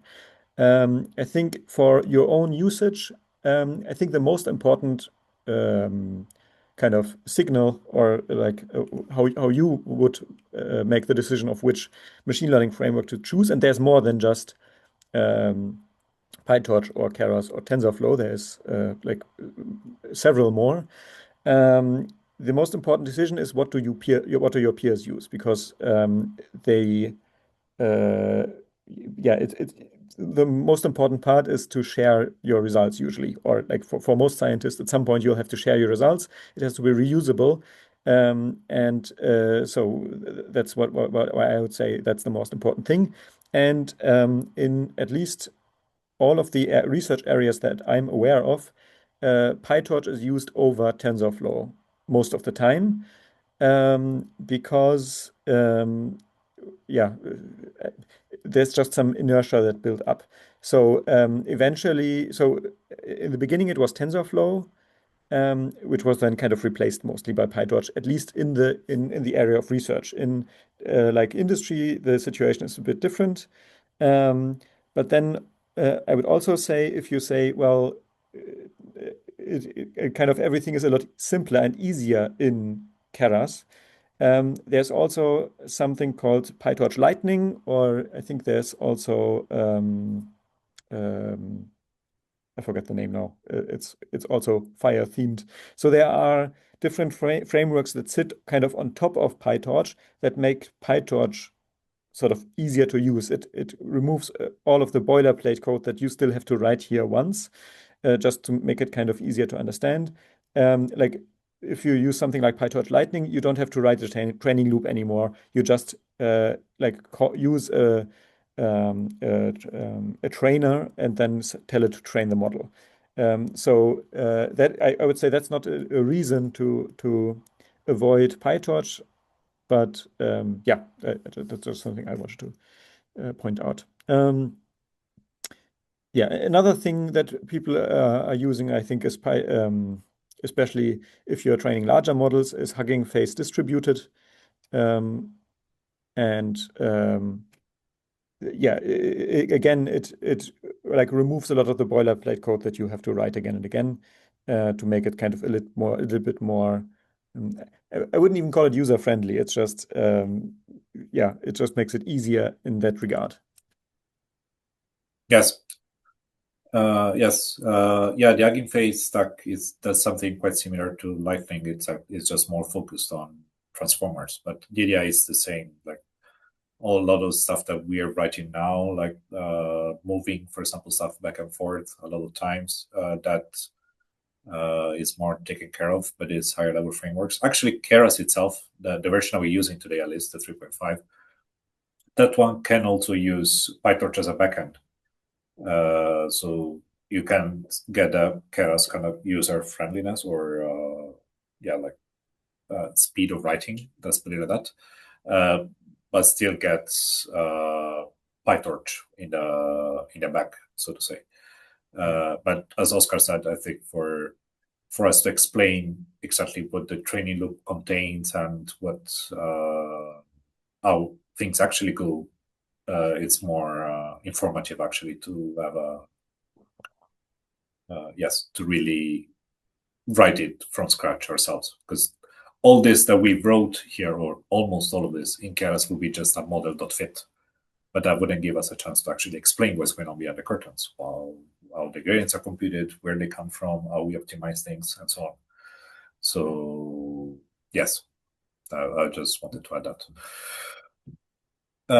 So I think what I can do is just run the training loop, and while we are on a break, and I'll keep a look at the HackMD document, so you also have a chance to write questions and also get a closer look at the code, and then we can start again, I guess, at 10 past. What do you think? So, well, we have trained our model, and then we do a prediction. Do you keep going until, or do I start? Sorry, I thought that you were going to start, but I can continue as well. Okay. No, well, I thought we were going until here, but yeah. So so we have trained our model, and now we might want to look at the training progress, just like last time. So first we want to maybe plot the performance. And well, you can already see, I think, maybe it's not in the notebook, but it's in the lesson itself. You can see this is how the training loss would about look like. Actually, that's the root mean square error. So yeah, it decreases over time. That's kind of what we expect, right?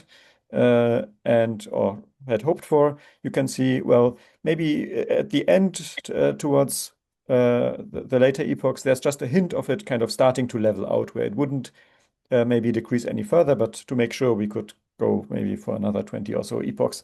Yeah, so that looks initially promising, I'd say. But well, I think, yeah, we already hinted at it a lot. Let's maybe check how we perform on data that we haven't trained on.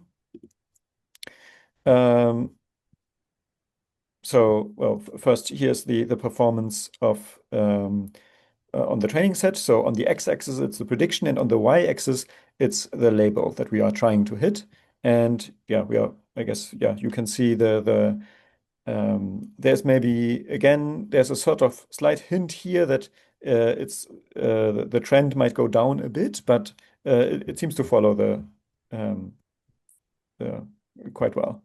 So let's now check how it looks on the test set. And well, or actually, is that a test set, or is it the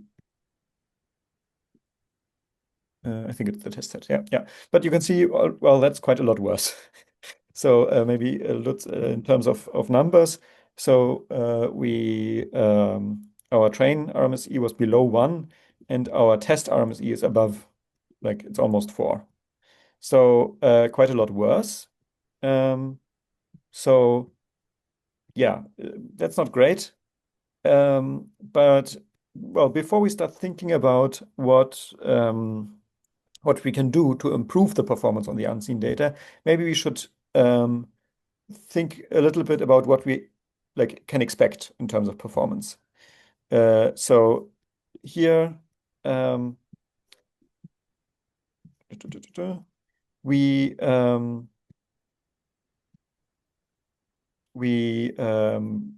could think about what is sort of the baseline.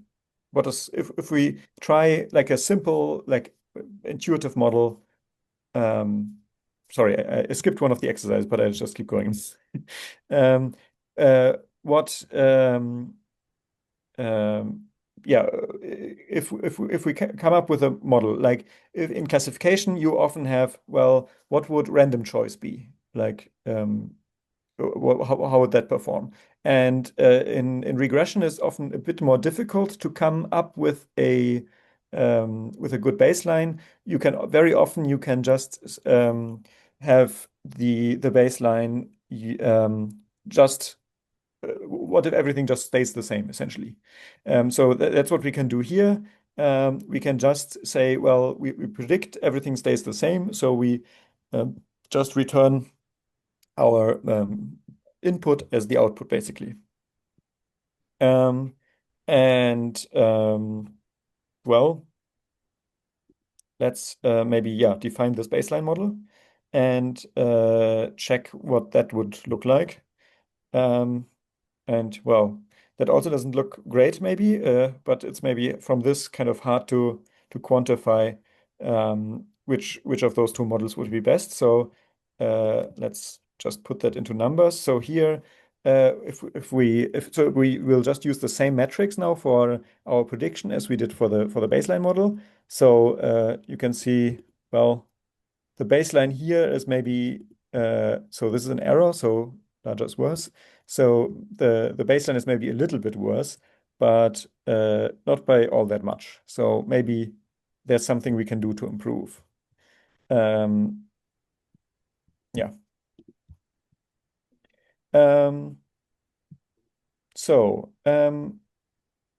maybe now for this exercise, Francesco, could you add that to the document? Yep, of course. So yeah, maybe let's first consider whether, like, is this a hard problem? In the beginning, I talked about this a little bit about this, and then uh, maybe optionally as well, could you think of any other reasonable baselines? Maybe there could maybe be ones that are a little bit more sophisticated than that. Also, maybe you could think about other kinds of modalities like classification, for example, what might make sense. Because in almost all situations, it can be very beneficial to think about a baseline in advance, or at least at some point during the process of building models. Yeah, let's just look at what you are doing.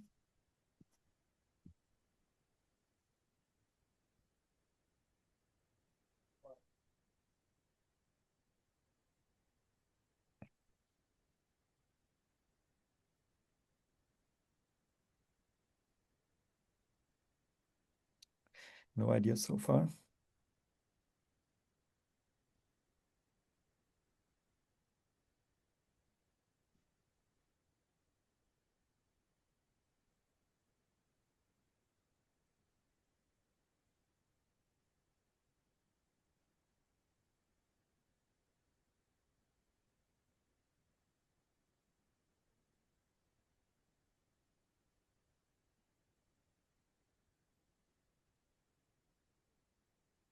Do you know what RF is?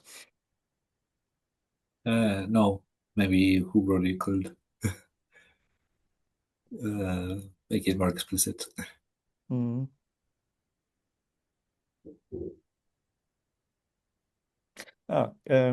For us. Yeah, so, yes, yeah, I missed the context. So yeah, basically a classical machine learning model. Yeah, that would be maybe be it's a bit more.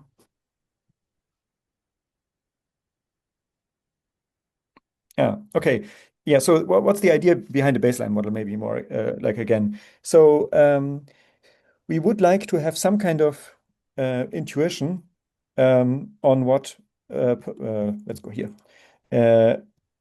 So we have now predicted something, but we don't really know, is that good? Well, we have a number that says like it's 4.5 good or whatever, but like we don't really have an intuition. Is that good, or is it like compared to like how difficult the problem is? So if we have a really hard problem, then we can kind of expect that maybe our results are not perfect.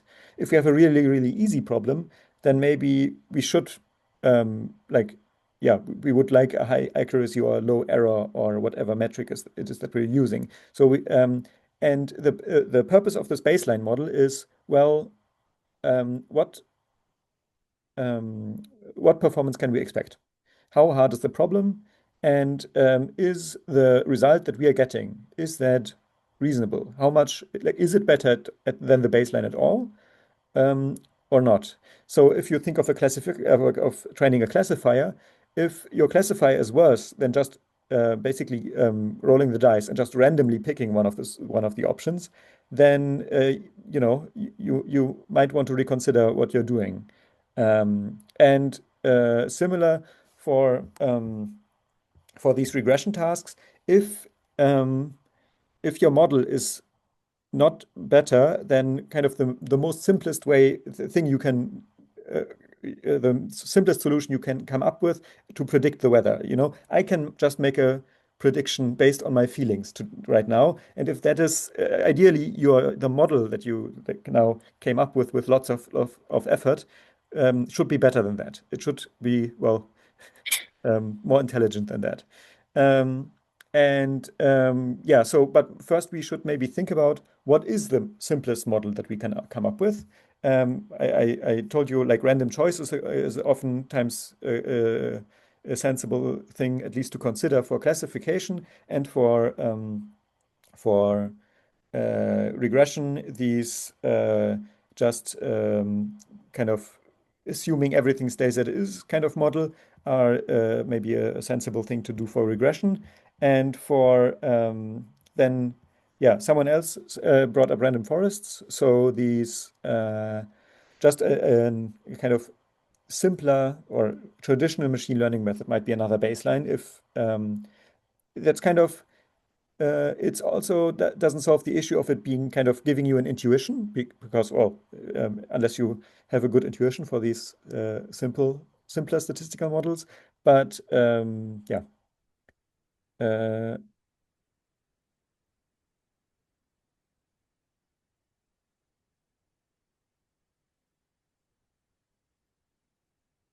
yeah, I hope that maybe helps.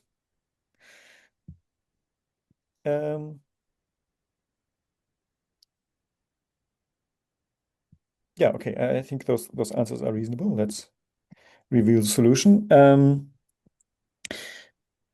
So, well, one thing that we can definitely say is, well, just comparing the performance of our model on the test set versus on the training set, we can say, well, something's going wrong because the performance on the training set is so much better than on the test set. A little bit maybe would be okay, but the kind of quantity of it is alarming. Yeah, then oh, sorry, I think I'm looking at the wrong thing. Yeah, that was. Yes, it's a bit below. Yes. Yeah. Yeah. Yeah.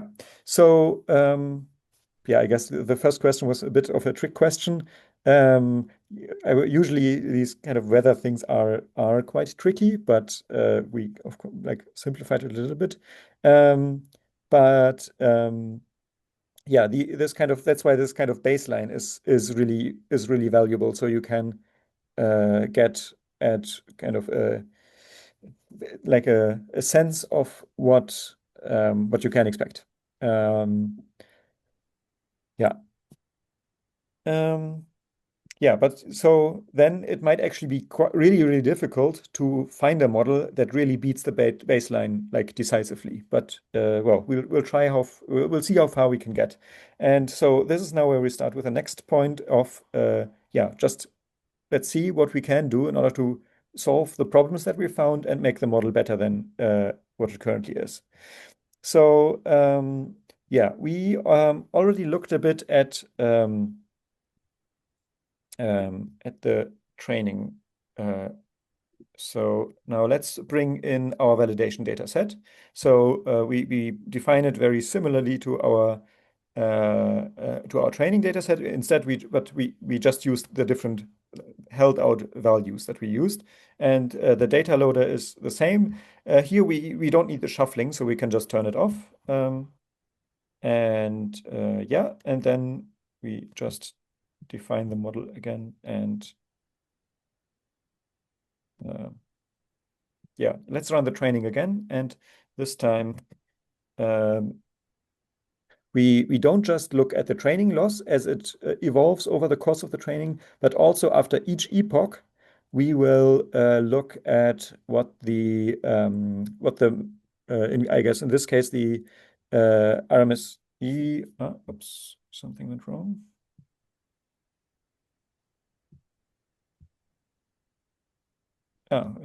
Probably forget to evaluate one cell that defined plotting the history. Oh,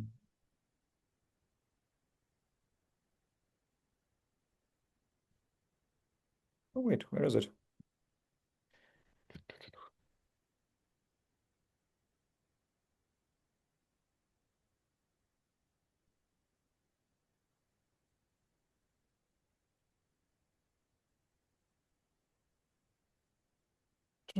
There we are.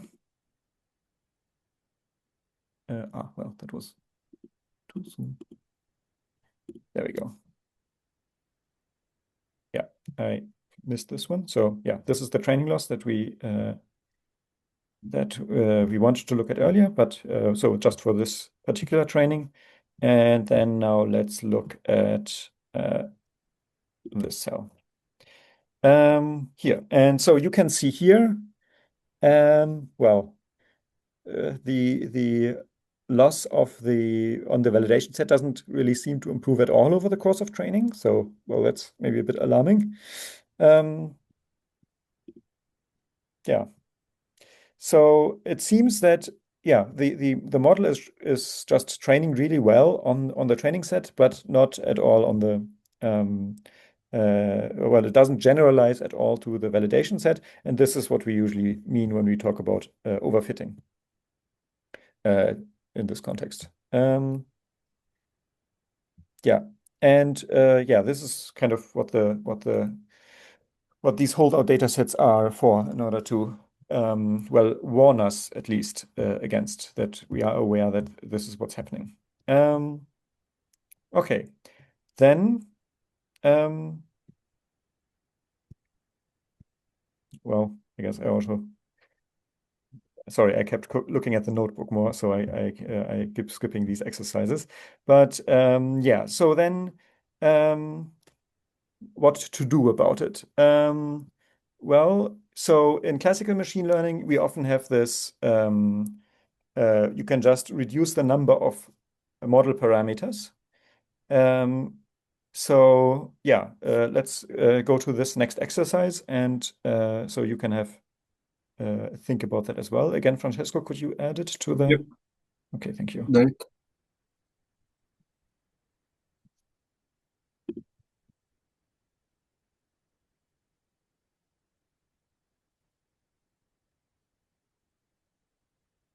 So yeah, what would you think if we reduce the number of model parameters? And I guess also there's different ways of doing that. You could have like fewer layers. You could have fewer parameters per layer. But yeah, what would you think would happen? So there's three questions. Do you think it will help with the overfitting?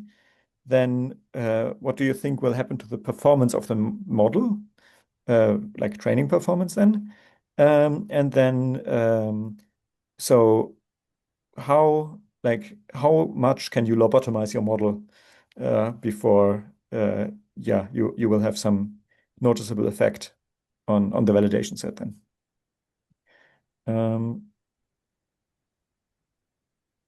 Yeah, and if anything's unclear again,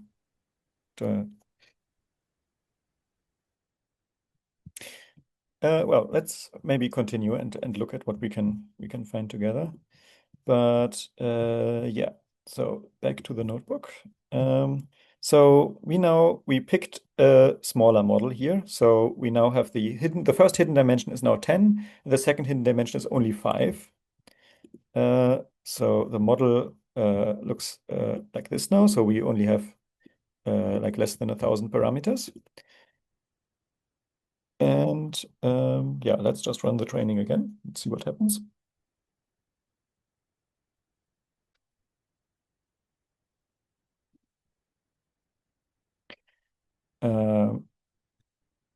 All right, so here you can see, maybe it's a bit hard to compare. So here, like in the first case, we had like the training it looks to me like it has pretty much no effect on the validation data.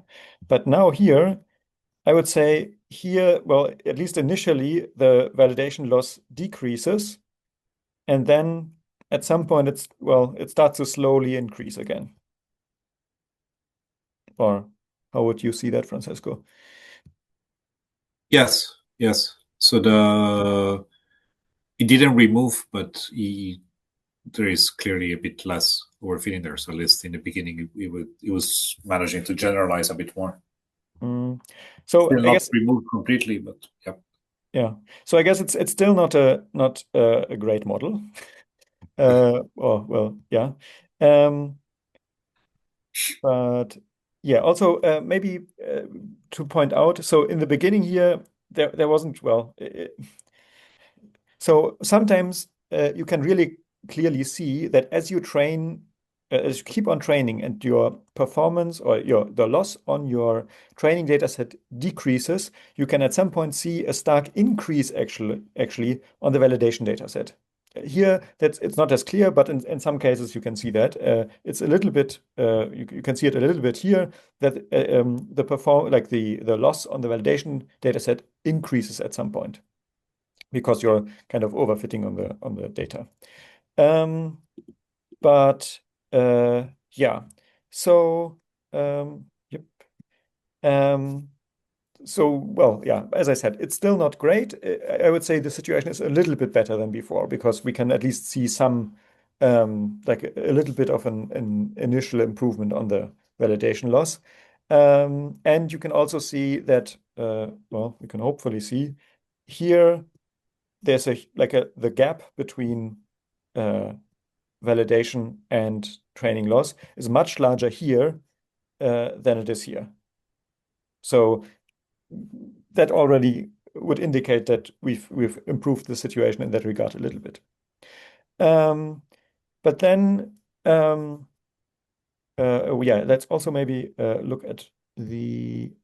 It's not here, but if you look at the absolute values, like earlier we were close to 4 almost, or yeah, 3.6 or something.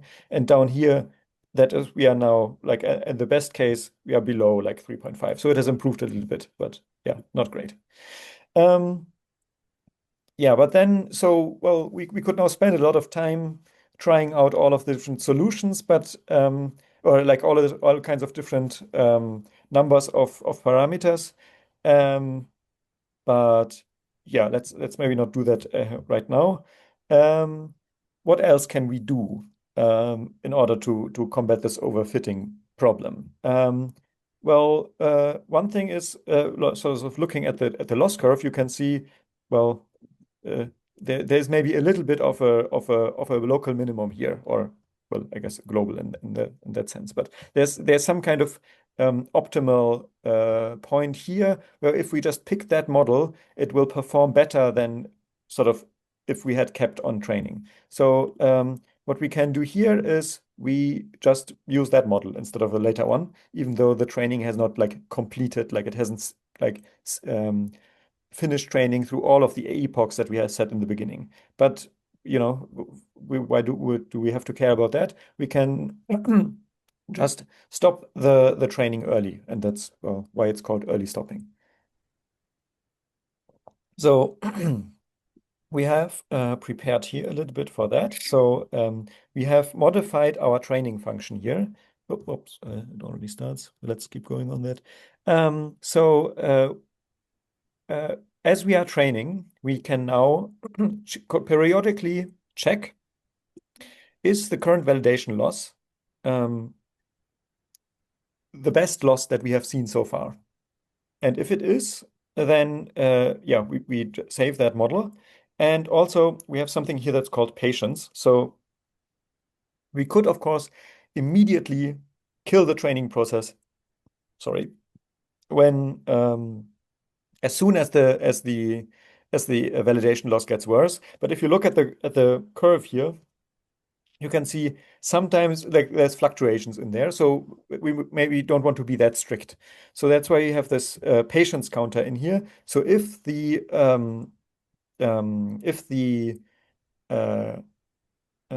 if our training has now sort of performed worse, like a number of times in a row. Let's check what we set. So we have our early stopping patience is 10. So if the model kept getting worse 10 times in a row, then, or rather it is worse than our best model 10 times in a row, then we kill the training. And that's what we're doing here. So you can see the training was stopped after 29 epochs already, after not the previously 200 that we had set. And let's see what happens. So the training loss now looks, well, the history is now a lot shorter. Yeah, oops, so yeah, that's the first thing we can do, early stopping. And the nice side effect of that is that we use a lot less compute because we now used like, what was it, a quarter of the epoch, so a quarter of the training time. Yeah. Yeah, this was the recorded loss curve. I think it looks a bit nicer than the one that we have, but that's also because it's a bit longer. Yeah. What you can see here though as well is, so in the beginning, your validation loss is actually better than your training loss. Maybe initially that seems a bit surprising, but if you maybe consider, so this loss, the training loss, is computed over the epoch as we are training it, right? It's running like we're continuously updating as we're training it. So this one, it sees the completely like randomly initialized model, the performance on that, whereas the first validation loss already measures the training after one epoch has completed. So maybe it's not that surprising in that regard that the first validation loss is actually lower than the training loss. But then at some point, or well, as we are continuing the training, the gap between validation and training loss gets larger and larger. So yeah, maybe we haven't defeated the overfitting entirely. So yeah.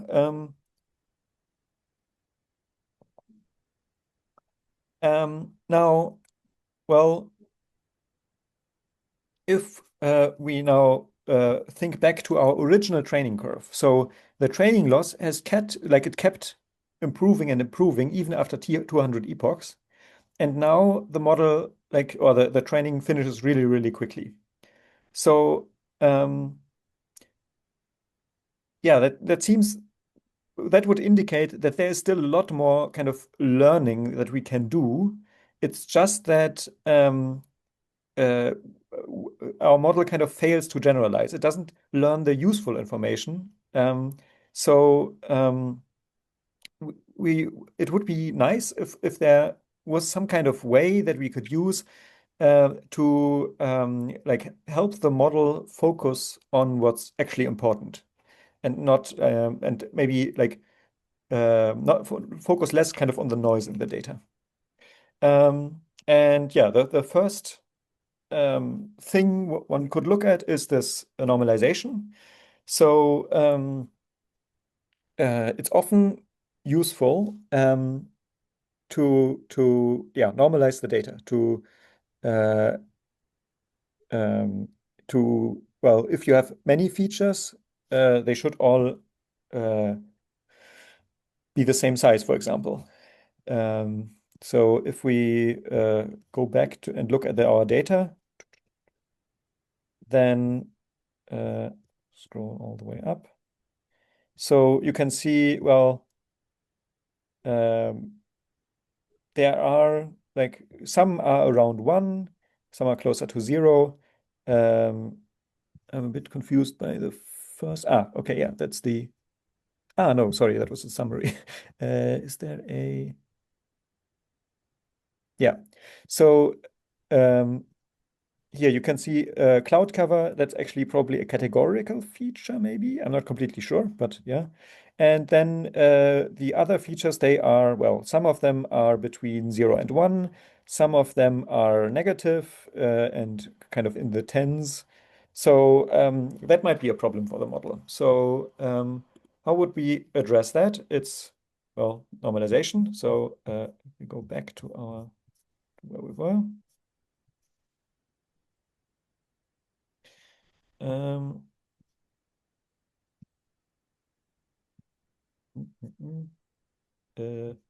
too far.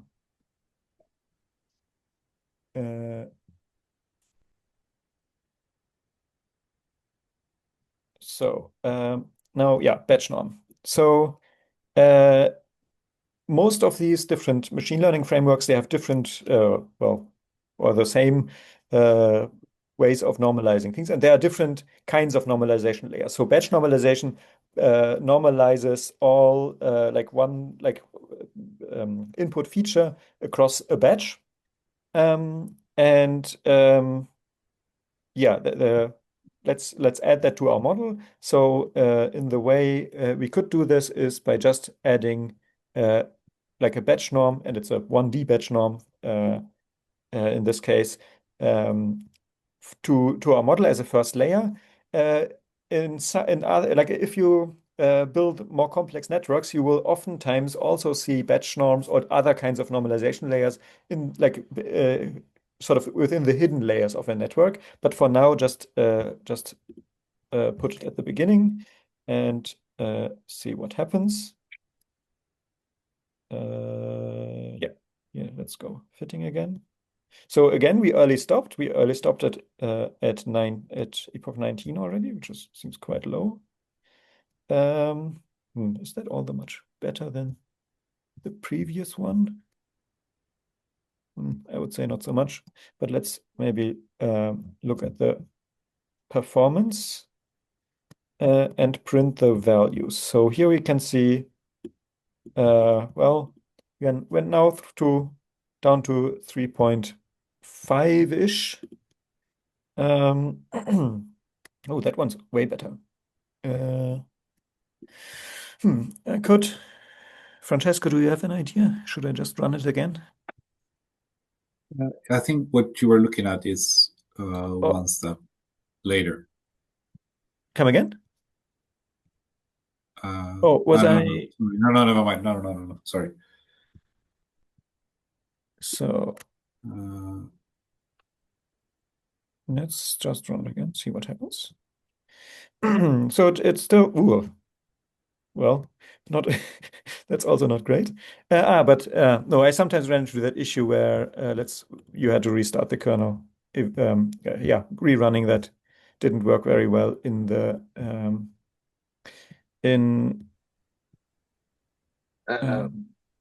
Oscar, I realized there is a bug just after the definition of class by the prediction batch norm. So that? I initialized the wrong class just in the bottom of that cell. Yeah. If you Okay. look at model, yeah. Okay. Sorry. Yeah, that explains it. So this should be so this is a weather. Yeah, this should be weather prediction model batch norm. Okay. Yeah. Yeah. That's so you can see. Now, well, so let's do that again. So we want to go. So we add.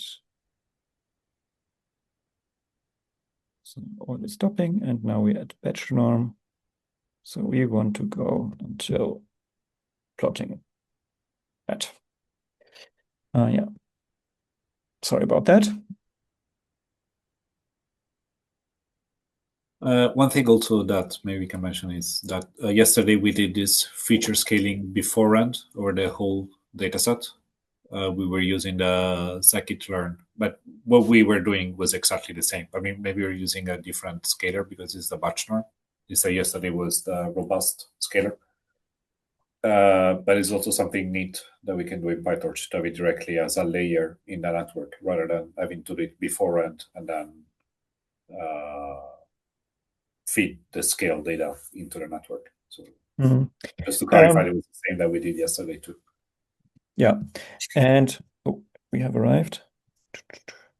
So also we mentioned some other ways of normal regularization here as well. Where is it?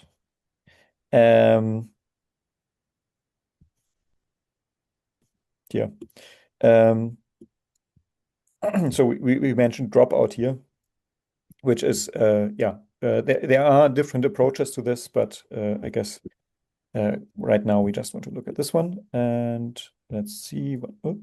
So now just making sure I'm looking at the right thing again.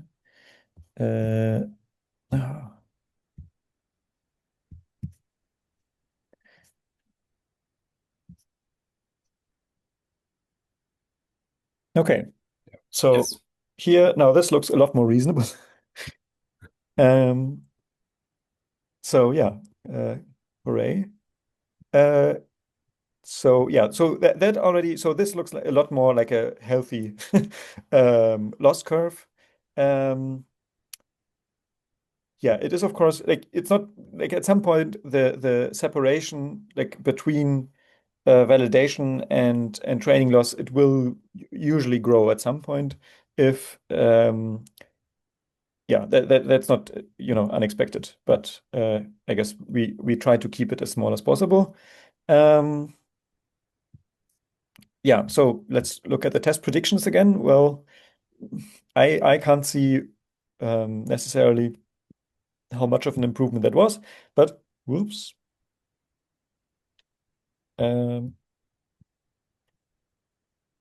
So wait, is that the same baseline value? Yes, it's actually a bit. Yes. Because before it was like 3.4 or something like that. Without the batch normalization, it was 3.46, something like that. So right, of course, yeah, the baseline value also changes. If you no, the baseline was 3.8 from the beginning. So the very first network was around a bit more than 3.6, the RMSE. Yeah. So we actually brought it down a bit. Yeah. So yeah, it improved a little bit. We can maybe go back to the previous one to see how much. Or do I have it somewhere? I will not go looking too long for now. Right. So that would be the first thing. So batch norm. Yeah, this is maybe also a good opportunity to talk about some things that I saw earlier in the code. So you may have seen we often had this. Oh, nice. We often had a particular piece of in the fit function. You saw this. Well.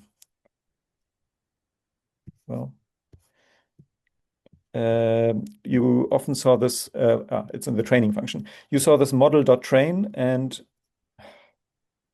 I will restart the notebook in a second. You saw this model.train and model.eval. And that actually has an effect also on your on the batch norm, because during training and during validation, it performs slightly different operations because, yeah, there is, I believe it is explained somewhere on the. So it keeps basically running averages, and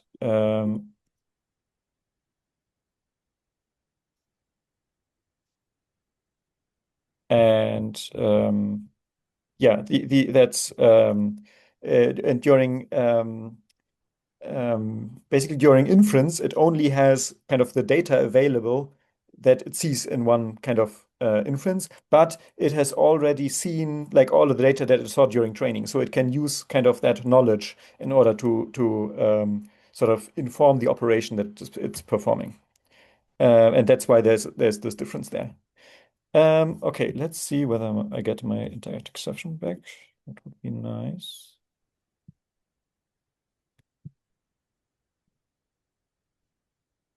We're almost out of time, I notice. So, yes. So, well, the next step we can do is, that's why my notebook ran out. But yeah, the next step we can do is also add more data. Well, yeah, kind of if you have a simpler model, that means you have more compute budget left over to add more data, but also sometimes you need a more complex model to kind of learn more data, so or learn more complex patterns from the data. So this is another thing you might have to trade off against each other. But yeah, we can now quickly try this. So if I get a session fast enough. So with I guess I'm not sure how long the reservation still lives. And launch. But yeah, I don't want to overrun too much more. Should we end it here or?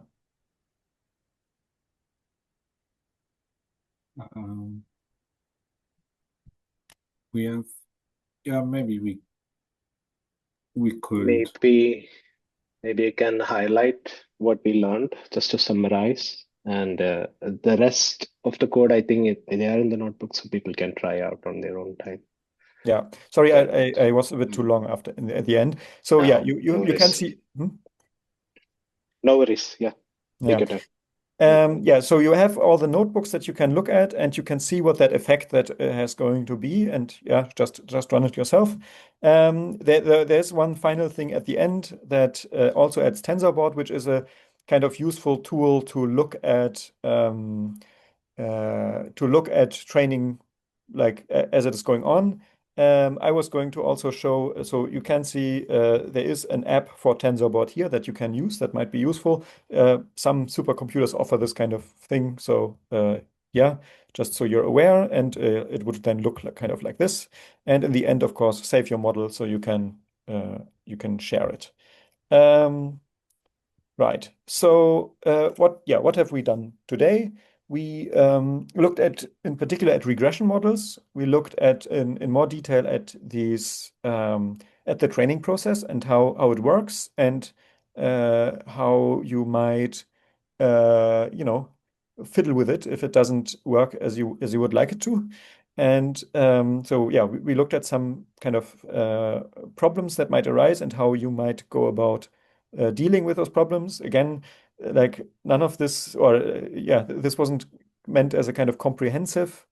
Um, yeah, these are all the ways that can go wrong, and these are all the ways you can deal with it. It's a lot more complex than that, unfortunately. But yeah, I hope that gets you started. And then tomorrow we'll look at more complex or different kinds of neural networks. And yeah, I think you might use all of the things you learned today, tomorrow as well. Yeah, did I forget anything, Francesco? Or No. I think that summarized it. Only one thing I wanted to bring up was someone that asked on HackMD that I think it's nice to answer to everyone. Someone asked, is the validation curve plateauing because the model architecture is exhausted or because the feature-label relationship contains weak predictive structure? If you want to read it So- again, there is a yellow to-do block in there. Sorry, yellow to-do block. Wait, do you mean in the collaborative document or Yeah. so on? Yes, there where the Ah. to-do is. Ah, hmm.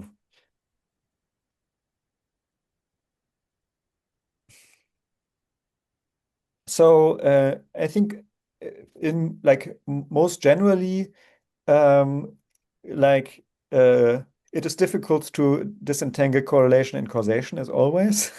So usually you can you have to fiddle with things, you have to explore things and try out, and then you at some point you get a sense of it. Um, so um, um, so what you will see very often is that your validation curve is not plateauing, but the validation loss is increasing again as your model starts overfitting. And then you can, as you add more regularization methods, then it kind of might at some point get to plateauing. Um, so uh, and then what you can try and do is if you make your model then again more powerful, like add more parameters to it, what happens then? Does the performance increase? Then that would make sense. Then that would indicate that the model capacity was too small. But if nothing happens, then maybe the flaws or that's the limits that you can reach with your data. So again, there isn't really, I would say, um, uh,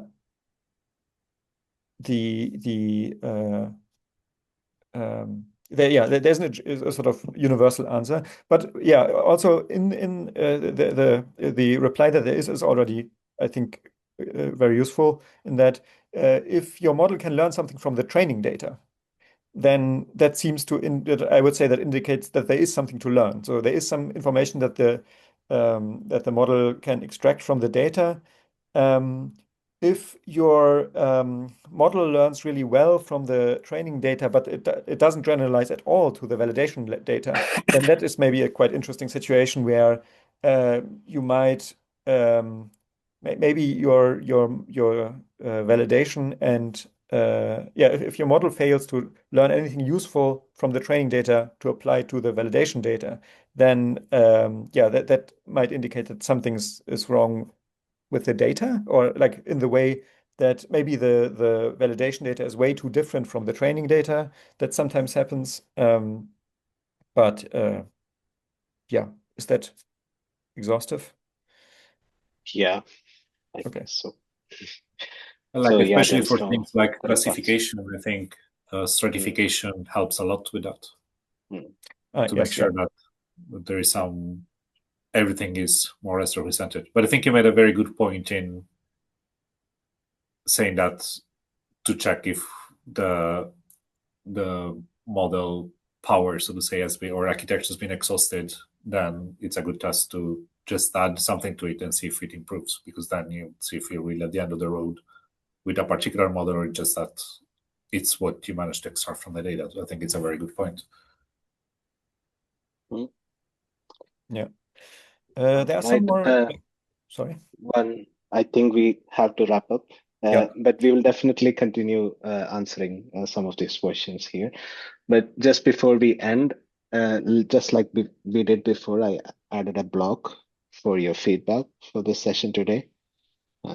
So the same questions like what did you think went well? If you scroll down a bit to the end, you can see where it is. On the Oscar, if you, yeah, I mean, Sorry. they can see it as well, of course. Yeah. So please add your feedback there. And once again, big thanks to Oscar and Francisco for this excellent job. I think it really went well. Very thorough explanation. I also enjoyed the discussion and HackMD. A lot of interesting questions. So thank Yes, you. thank you for everybody who asked questions because yeah, Mm. it is very challenging to make these things work online, and the more engagement there is in this kind of way, then the easier it gets. All right. And tomorrow we'll have Two different instructors, Ludovico and Marlon, will be joining us. And then tomorrow we'll be looking at another kind of tasks, which will be convolutional neural network and image classification. But along with the task, we'll learn some new tricks on the way. So I hope you continue with the course and see you tomorrow.